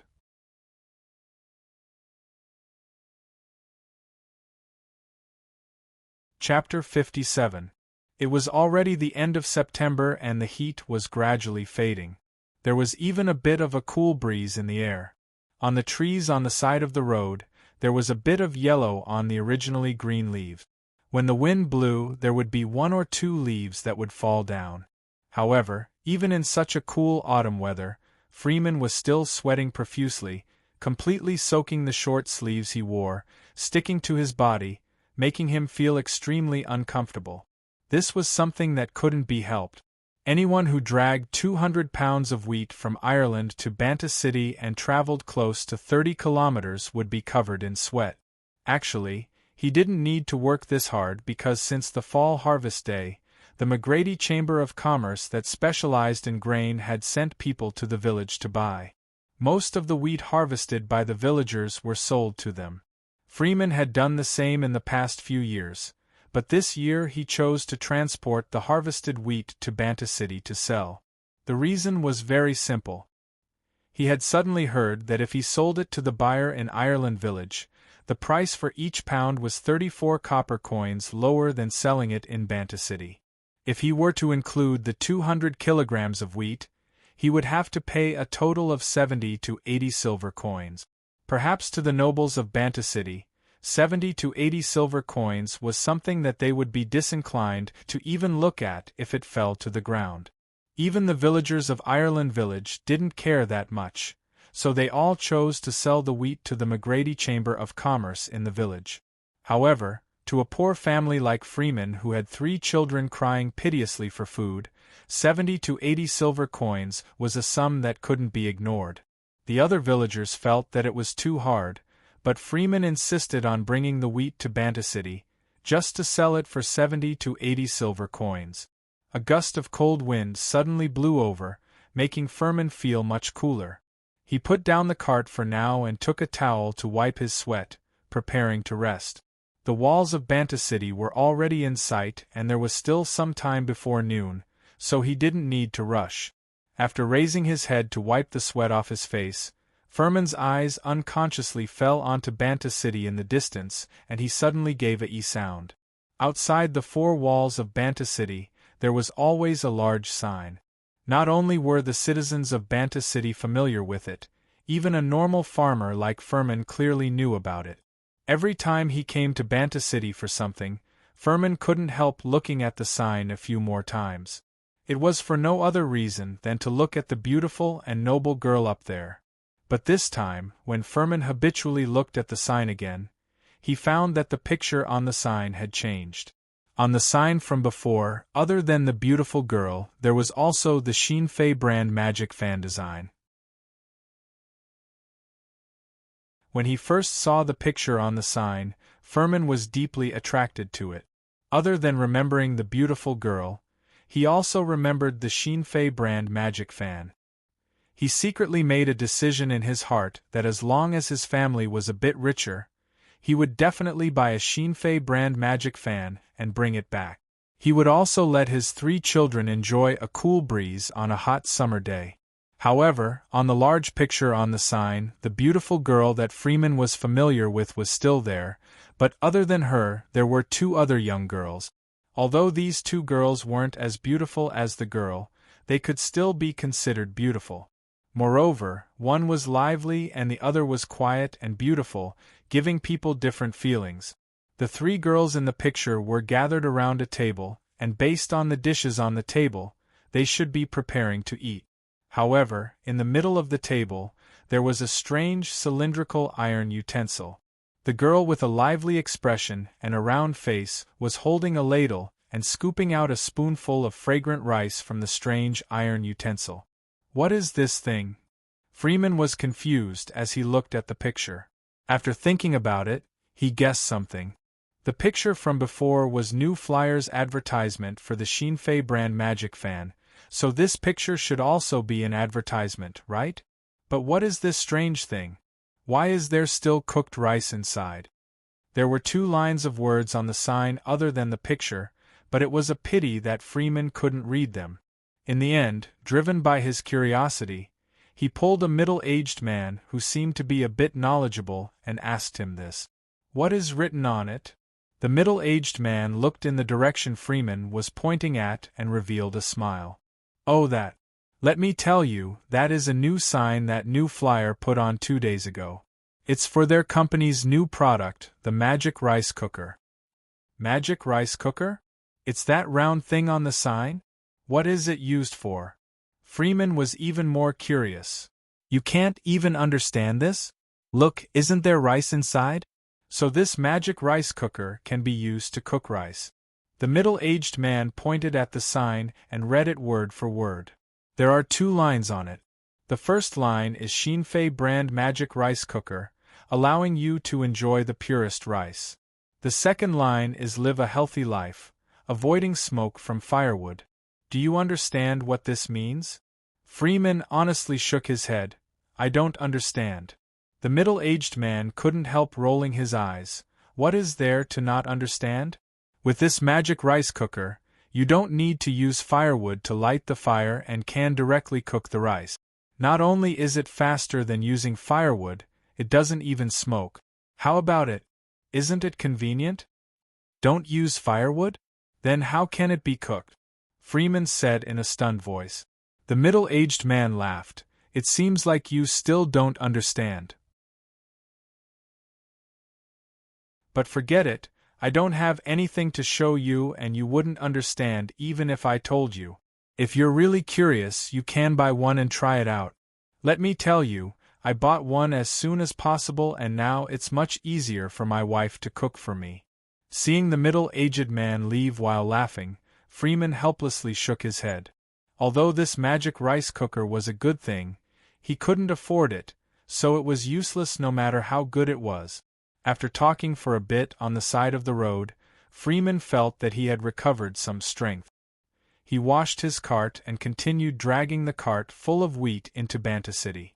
Half an hour later, Freeman arrived at the McGrady Chamber of Commerce. He easily followed the flow of people to find a place to buy wheat and sold it. In the end, he received 2 gold coins, 37 silver coins, and 76 copper coins. With this hard-earned income, Freeman looked at the restaurant beside the McGrady Chamber of Commerce and swallowed a mouthful of saliva with difficulty. He took out the sesame seed cake that his wife had prepared in the morning from the cloth bag that he had been carrying for half a day, and prepared to drink the free cold water provided by the McGrady Chamber of Commerce for lunch. After drinking a mouthful of water and preparing to eat the sesame seed cake, he suddenly heard the conversation of 2 people on the side of the road. Hey, did you participate in New Flyer's Big Stomach King competition? I did, but it's a pity that I couldn't hold on after eating 3 bowls. AI, only 3 bowls? Aren't you too lacking? I ate an entire 5 bowls. Che, so what if it's 5 bowls? The last time I went, that fellow who won ate an entire 9 bowls. He ate all the rice in the 3 magic rice cookers by himself. That powerful? That fellow wouldn't be a pig, right? How would I know? Freeman's ears twitched. Big Stomach King competition? What was that? The curious Freeman pulled over a worker of the company to ask around and found out that this Big Stomach King competition was a competition that New Flyer had been holding since this morning to see who could eat the most. This competition didn't limit people from participating, so no matter who it was, they could participate as long as they wanted to. During the competition, all participants could eat the rice provided by New Flyer, and the one who ate the most would be the winner. The competition would last for an entire day, and there would be a winner. This winner would not only receive a magic rice cooker as a reward, they would also receive a special membership card from New Flyer. No matter what product they bought from New Flyer in the future, they would receive a certain discount. Freeman didn't care that much about this final reward. What he cared about was the fact that he could eat the rice for free. Looking down at the dried sesame seed cake in his hand, Freeman thought about it before decisively putting the sesame seed cake back into his chest. Then he asked the worker where New Flyer was holding the competition before quickly heading off.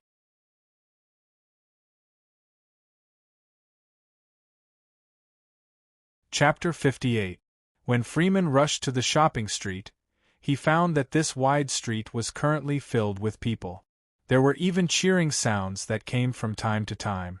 Even though Freeman had a strong body, he still had to expend quite a bit of effort to squeeze in. There was an open space surrounded by the crowd, and there were several tables in a row. There were 10 people with different appearances sitting at the tables, and each person had the magic rice cooker that Freeman had seen on the sign outside the city. The magic rice cooker was filled with white rice and its fragrance filled the air. Those 10 people were holding large bowls that were as big as their faces, which were filled with rice as they desperately stuffed it into their mouths. The competition had just begun and these 10 people were eating very quickly. Not long after, the 10 bowls were empty. However, when the second bowl began, it was clear who the winner was. 3 of them couldn't eat anymore after eating half of their bowls and announced their defeat. Not long after, the other 2 couldn't hold on anymore. Of the remaining 5 people, only 2 of them looked relaxed after finishing their second bowl. The other 3 were clearly a bit strained. As expected, those 3 people raised their hands in surrender after eating less than half of their third bowl. The remaining 2 people even finished their third bowl in one breath. The remaining 2 people were fighting one-on-one. The crowd became even more excited as they kept cheering for the 2 of them, making the atmosphere very lively. After finishing their fourth bowl, the movements of the 2 people slowed down. Halfway through their 5th bowl, there was finally one person who couldn't hold on and spat out the rice in his mouth. The other person slowly finished his bowl with difficulty. The competition naturally ended and a young man came out to announce that person's victory. He also placed the magic rice cooker in front of him in his hand. Freeman asked the person beside him in a daze, "Wasn't it said that only the final winner would get the magic rice cooker? Could it be that this is the final competition?" The person beside him looked at Freeman and said in a voice of disdain, "How could the new flyer be this stingy? Let me tell you, no matter who wins, they will all get a magic rice cooker. Not only will the final winner get a magic rice cooker, it's said that they will also get a special gift. What? You want to participate?" Freeman nodded. Coincidentally, at this moment, the young man who should be the host was announcing the start of the next match. Freeman hurriedly squeezed his way out, snatching a seat at the table. Seeing the hesitation on the faces of the crowd, Freeman couldn't help but feel disdain in his heart. These guys, they obviously had free and delicious rice to eat, but they didn't want it. It was too wasteful. After a while, the 10 people were gathered and another 10 magic rice cookers were placed on the table. Under the guidance of the young man, the 10 contestants including Freeman turned the lid on the magic rice cooker and opened it. Instantly a strong rice fragrance filled the air, making the surrounding crowd cry out in surprise. Freeman's nose twitched as a rich fragrance assailed his nostrils, causing him to involuntarily drool. His stomach even let out rumbling noises as it failed to live up to his expectations. This magic rice cooker really was a good thing. He had clearly seen other people pour in rice and water, but it only took a bit of time to cook such fragrant rice. It was even more fragrant than the rice cooked in a large pot at home. "Begin the match." With the young man's order, Freeman immediately used his spoon to fill the large bowl in front of him with rice. After blowing on it twice, he began swallowing in large mouthfuls. Since this morning, Freeman had only drunk some water on the way and hadn't eaten anything during this time. Dragging 200 kilograms of wheat for such a long distance naturally consumed an astonishing amount of physical strength. Freeman's stomach was already empty. Not to mention a bowl of white rice, he might even be able to swallow a bowl of wild grass. The crowd only saw a blur in front of their eyes as the large bowl in front of Freeman was already empty. When Freeman was prepared to fill a second bowl, he was stopped by the young man in charge. "What? I can't eat any more?" Freeman looked at the young man in a daze as his face filled with disappointment. Alex couldn't help breaking out in a few drops of cold sweat. Since this morning, there had been 13 groups of over 100 people participating in this Big Stomach King competition. This was his first time seeing a fellow who could eat this quickly. Such a large bowl of rice, even if he starved for an entire day, he wouldn't be able to finish it. But this dark-faced fellow in front of him had actually swallowed it in the blink of an eye. He really didn't know what his mouth and stomach were made of. "No, it's not that you can't eat, but I ask you to wait for the other contestants so it's easier for us to count." Alex maintained a faint smile as he explained to Freeman. "Oh." Freeman could only put down the large bowl and look at the other contestants beside him. "I say, why aren't you eating faster? Don't you want to win?" The other 9 contestants looked at each other in blank dismay. They thought that they wanted to win, but looking at his appearance, how could they have any hope of winning? After a while, 2 contestants left their seats and gave up on the competition. The other 7 contestants were a bit unconvinced, so they all ate the first bowl of rice. However, after seeing Freeman swallow the second bowl of rice like a tornado, the other 7 contestants didn't even have the appetite to eat anymore. As for the desire to win, there was no way they could talk about it. Thus, Freeman only had to eat 2 bowls, and he was already the victor of this competition. Seeing the other contestants leave, Freeman was a bit surprised. "Hey, why are you all leaving? This rice is so delicious, aren't you all planning on eating a bit more?" The surrounding people were speechless. They had seen quite a few people participating in the Big Stomach King competition, but this was their first time seeing this kind of fellow. Alex didn't know whether to laugh or cry as he placed the magic rice cooker in front of Freeman in his hand. He tried his best to put on a straight face as he said, "This mister, congratulations on winning this round. This magic rice cooker is your reward for winning, so please take care of it. Other than that, I ask you to leave your name and come to the finals at 6 in the evening." Freeman looked at the magic rice cooker in his hand. He thought that he had only eaten 2 bowls of rice, and he had already received a magic rice cooker? Was there such a good thing in this world? Facts proved that Freeman's good fortune wasn't limited to this. After finding a temporary job in the city for an afternoon and receiving 3 silver coins as a reward, Freeman arrived at the competition venue at 6 in the evening. In the finals, he shocked everyone by eating 13 bowls of rice to win. With this victory, Freeman was led by Alex to meet the legendary chairman of the new flyer, Sue-Yi. Sue-Yi's eyes looked over Freeman before finally falling onto his stomach, and his expression became a bit strange. He had clearly heard Alex say that this fellow had eaten 13 bowls of rice in the finals, but now his stomach was only slightly bulging. He couldn't see where those 13 bowls of rice were at all. Perhaps this is called innate talent? Sue-Yi muttered in his heart. Then his expression became serious as he said with a cough, "Hello, I am Sue-Yi. You're called Freeman, right? I've heard that you came from Ireland Village?" Although Freeman was a bit surprised that Sue-Yi was this young, thinking of the other side's identity as the chairman of the new flyer, he couldn't help feeling a bit nervous. Hearing this question, he was stunned before he awkwardly replied, Right, I came from Ireland Village. My appetite is very big." Sue-Yi laughed. "You don't need to say this, I already know."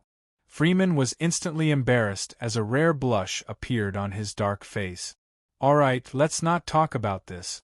Since you've won this competition, our new flyer will give you a special reward according to the rules of the competition. But before this, can I ask you a question?" Sue-Yi then said. "Ah, Sir Chairman, please ask, please ask." No need to be nervous. It's best if you remain calm and think about this question before answering me." Sue-Yi paused for a moment. Seeing Freeman's nervous expression, he knew that it was impossible for him to not be nervous. He nodded and continued, "Listen well, this question is actually a multiple-choice question. Freeman, right now you have 2 rewards to choose from. One of them is 50 gold coins.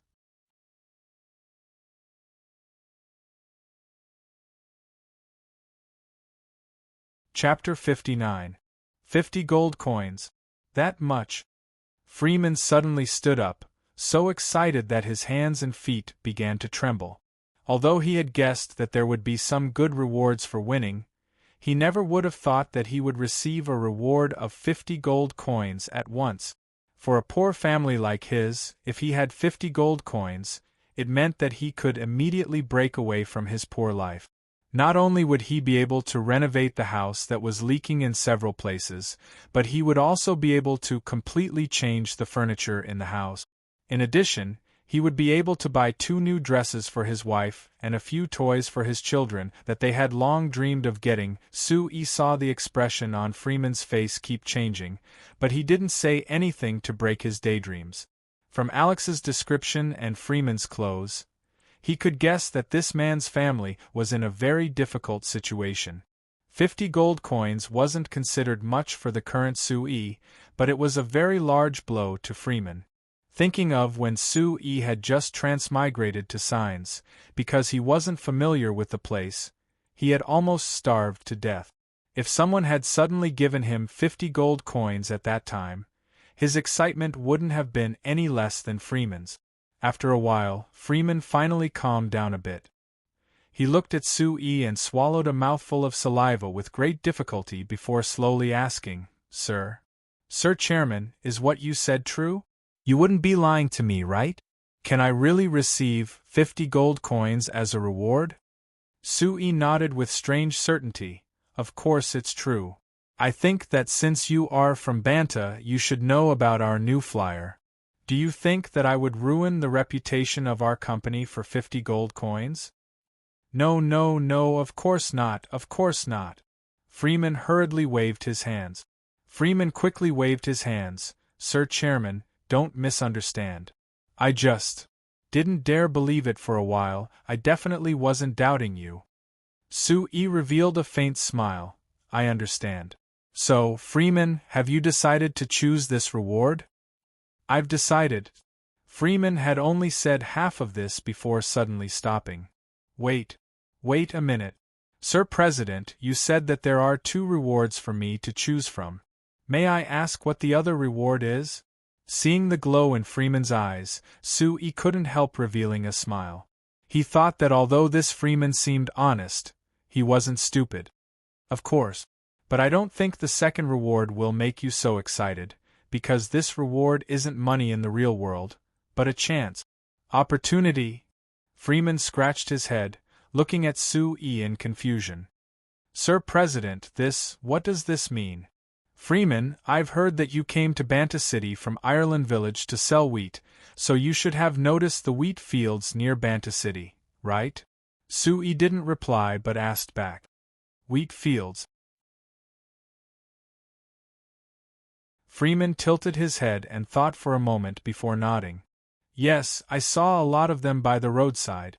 Speaking of this, Sir Chairman, the wheat fields near Banta City seem to have been harvested quite early. I can see that the wheat stalks in the fields have been burned for a long time. Sue nodded with a faint smile. It's good that you can notice this. But if I told you that the wheat fields outside Banta City had been harvested over 10 days ago, what would you think? How is that possible? Freeman was stunned for a moment, then vigorously shook his head. Freeman shook his head. The wheat had just ripened over 10 days ago. How could it have been harvested in just a day or 2? Sir Chairman, an important person like you doesn't understand the matters of the fields, so you don't know. Harvesting wheat is very troublesome. It took over a week for my family's fields to be harvested. Sue stretched out his right index finger and shook it. No, I understand it very well. Moreover, our new flyer participated in the harvesting of the wheat fields outside the city. Freeman looked at Sue with a strange look. Sir Chairman, I remember that your new flyer sells magic fans. Could it be that you also harvest wheat? Because we don't just sell magic fans, we also sell small magic harvesters. Sue took a picture from Alex's hand with a smile and opened it in front of Freeman. Look, it's this. Freeman stuck his head out to look. The painting depicted a scene of harvesting wheat in a field. However, it was different from Freeman's familiar painting of several people harvesting wheat stalks. In this painting, there was only a brawny man pushing a strange object through the field. The front of this strange thing had a large mouth that swallowed the wheat, and there was a small mouth in the back that kept spitting out grains. Freeman looked at it for a while before asking with a frown, Sir Chairman, is this thing real? How could harvesting wheat be this simple? It's this simple.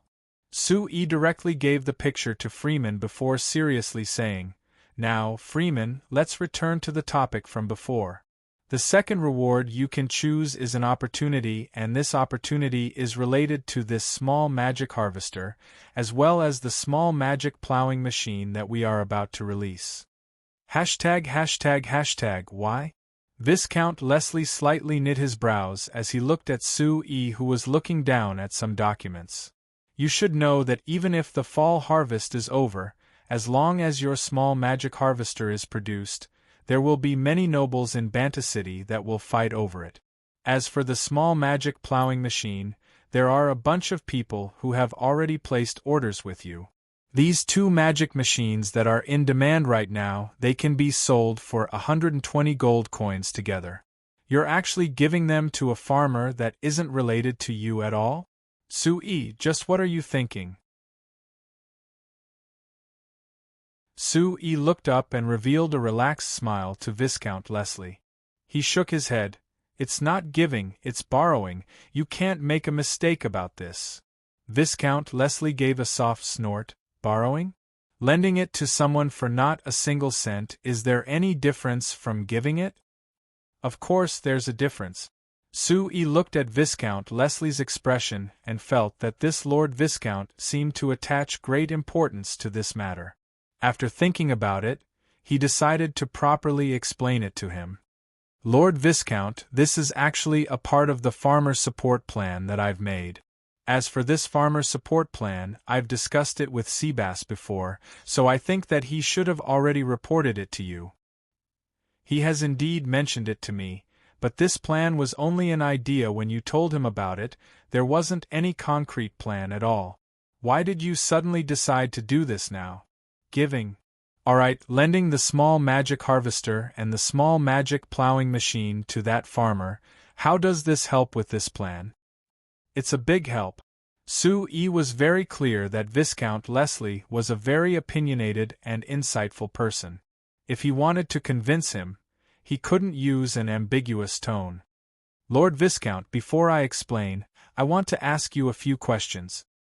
Hearing Sui's words, Viscount Leslie immediately knew that Sui had considered this matter deeply. He relaxed his body and leaned back in his chair, calmly giving an inviting gesture to Sui. All right. First question, Lord Viscount, what do you think the small magic harvester and the small magic plowing machine are used for? Is there a need to ask this? Of course it's used on the farmland. Then the second question, let's limit the scope to Banta City. What proportion of all the farmland in Banta City do the nobles that you represent have? This. I remember that last year it should be around 30%. Viscount Leslie thought about it before replying. Very good, since you nobles have 30%, what about the remaining 70%? Who has it? Sui asked. Nonsense, it's not in the hands of us nobles, so of course it belongs to the royal family. The farmland in the hands of us nobles was given to us by the royal family. This might not be accurate. Sui shook his head. Viscount Leslie shook his head. Although in theory, all the land in the kingdom belongs to the royal family, the royal family doesn't have enough manpower and energy to cultivate all the farmland themselves. So in reality, the farmland has already been given to the normal farmers of the kingdom. In theory, they are renting farmland from the royal family, but in reality, the farmland can be considered being controlled by the farmers. Viscount Leslie was silent for a bit before slowly nodding. You're right if you say it like this. But how is this related to what you're saying? It's very related. Sui maintained a certain tone. Lord Viscount, right now our new flyers' small magic harvesters have all been sold to the nobles represented by you, but there isn't a single one that has fallen into the hands of the farmers. This means that only the 30% of farmland controlled by you nobles can enjoy the benefits of the small magic harvester. The farmers can only rely on manual labor to complete the heavy harvest like before. Viscount Leslie knit his brows. What? Those farmers can't afford the small magic harvester. Could it be that you're planning to blame us nobles? It doesn't matter if you blame me or not. Sui waved his hand. Viscount Leslie waved his hand. I'm just stating a fact. The fact in front of us is that just with Banta City as an example, only the 30% of farmland owned by the nobles can be quickly harvested and the other 70% of farmland can't be harvested at all. What I want to do is to help the farmers enjoy the benefits of a quick harvest. So you directly gave the small magic harvester and the small magic plowing machine to that normal farmer named Freeman? Viscount Leslie was still confused. But Sue, what use is there in giving one? With the area under Banta City's jurisdiction, I think that even if you gave 100 of them, it wouldn't be enough, right? Then again, what benefits does this matter have for you? What benefits does it have for the new flyer? Lord Viscount, I'll remind you again, it's not giving, it's borrowing. Although you can't see the benefits now, I'm certain that our company will earn large amounts of profit from this business in the future, so please believe me. Sue said with a faint smile. Other than that, this matter has a very important meaning to me and it has many benefits to the new flyer. Viscount Leslie shook his head in a confused manner. I can't see any benefits. Sue laughed as a strange look appeared on his face. Lord Viscount, have you heard of a phrase called liberating productivity? You're tuning in to the Phoenix Knights YouTube channel. Don't forget to subscribe and join us on this journey to catch the most captivating stories.